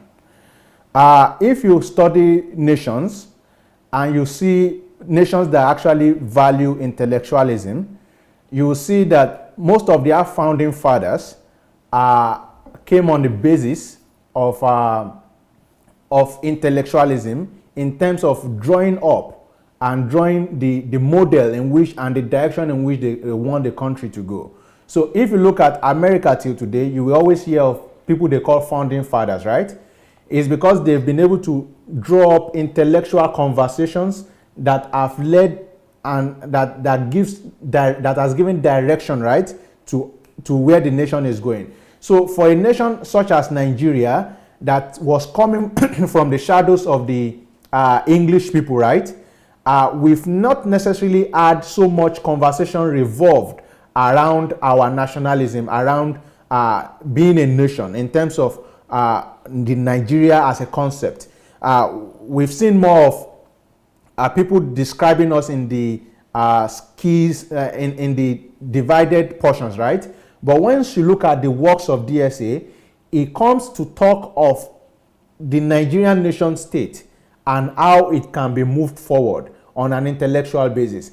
And these works would never expire, right? They remain valid. So for me, that's his greatest contribution. So for instance, if he never, ever goes back to Nigeria, I don't pray that happens, right? But just let's say, you know, he has enough material to help build people, right? So that's his intellectual contribution. He's trained a lot of people. That's his intellectual contribution. The books he's written, the questions he's been answering on the subject of the nation called Nigeria is enough. I know a lot of people focus more on materials, right? How much has he given? What has he built? But of course, we've seen how buildings expired. I think in my village, my grandfather built probably the first, or my great-grandfather built probably the first story building. But if you go back to that story building now, it's nothing. And that's why Yoruba people say that the children who we do not train will sell the house that we build. So in Yoruba, the word for train and to build is ko. So they say omota abako akweleta kota. So when DSA gives, even if it does not give material contribution, if it never drops one penny into the ocean of the development of Nigeria, the intellectual contribution that is given, for me, is the greatest. And the concept that it describes, you will need to read at least 5 books to get what you get in one book. And I can tell you that because I've read so much. The nearest person who talks about nationalism and that you read in such context like that is Awolowo. But for Awolowo, even he does not understand the trends of this time.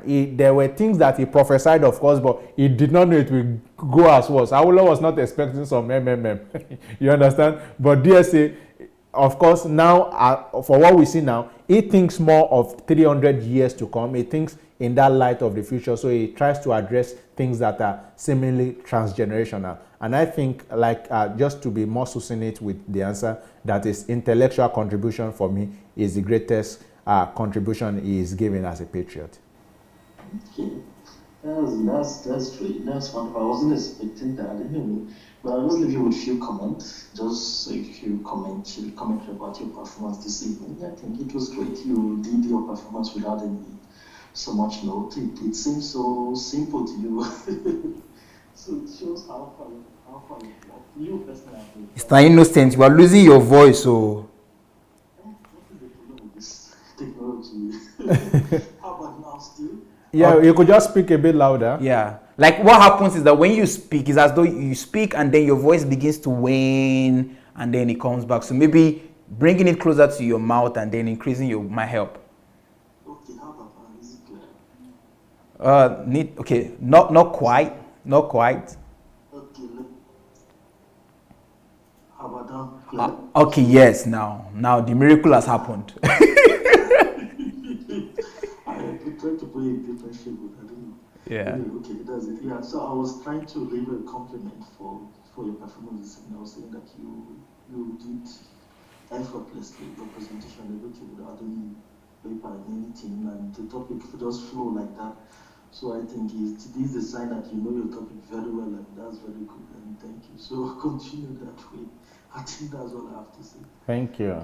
And with the help of Anu, things always go easier. Yes. Anu acts very intelligent because I've observed him the way he tried to trick people and tried to make you speak. When you try to divert from it, just speak. I don't know, that was the presentation day before yesterday, I think. The presenter, he was presenting with what's his name? The name is just in my head.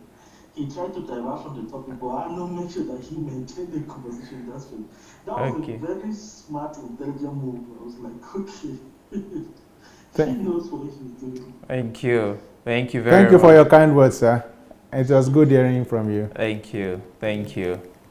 Well, do we still have callers? Okay, I guess Innocent is the one that would receive his call today. Well, we've had a long discussion, but quite engaging. I would like to say this to our viewers once again. Well, we're celebrating Dr. Sunday's 52nd birthday. Many people might not understand the reason behind this kind of celebration. But, beyond it being Dr. Sunday, if you've been following this program from the first day, I believe that you would see that it's actually not about Dr. Sunday, but it's about you, it's about me, and it's about the whole world.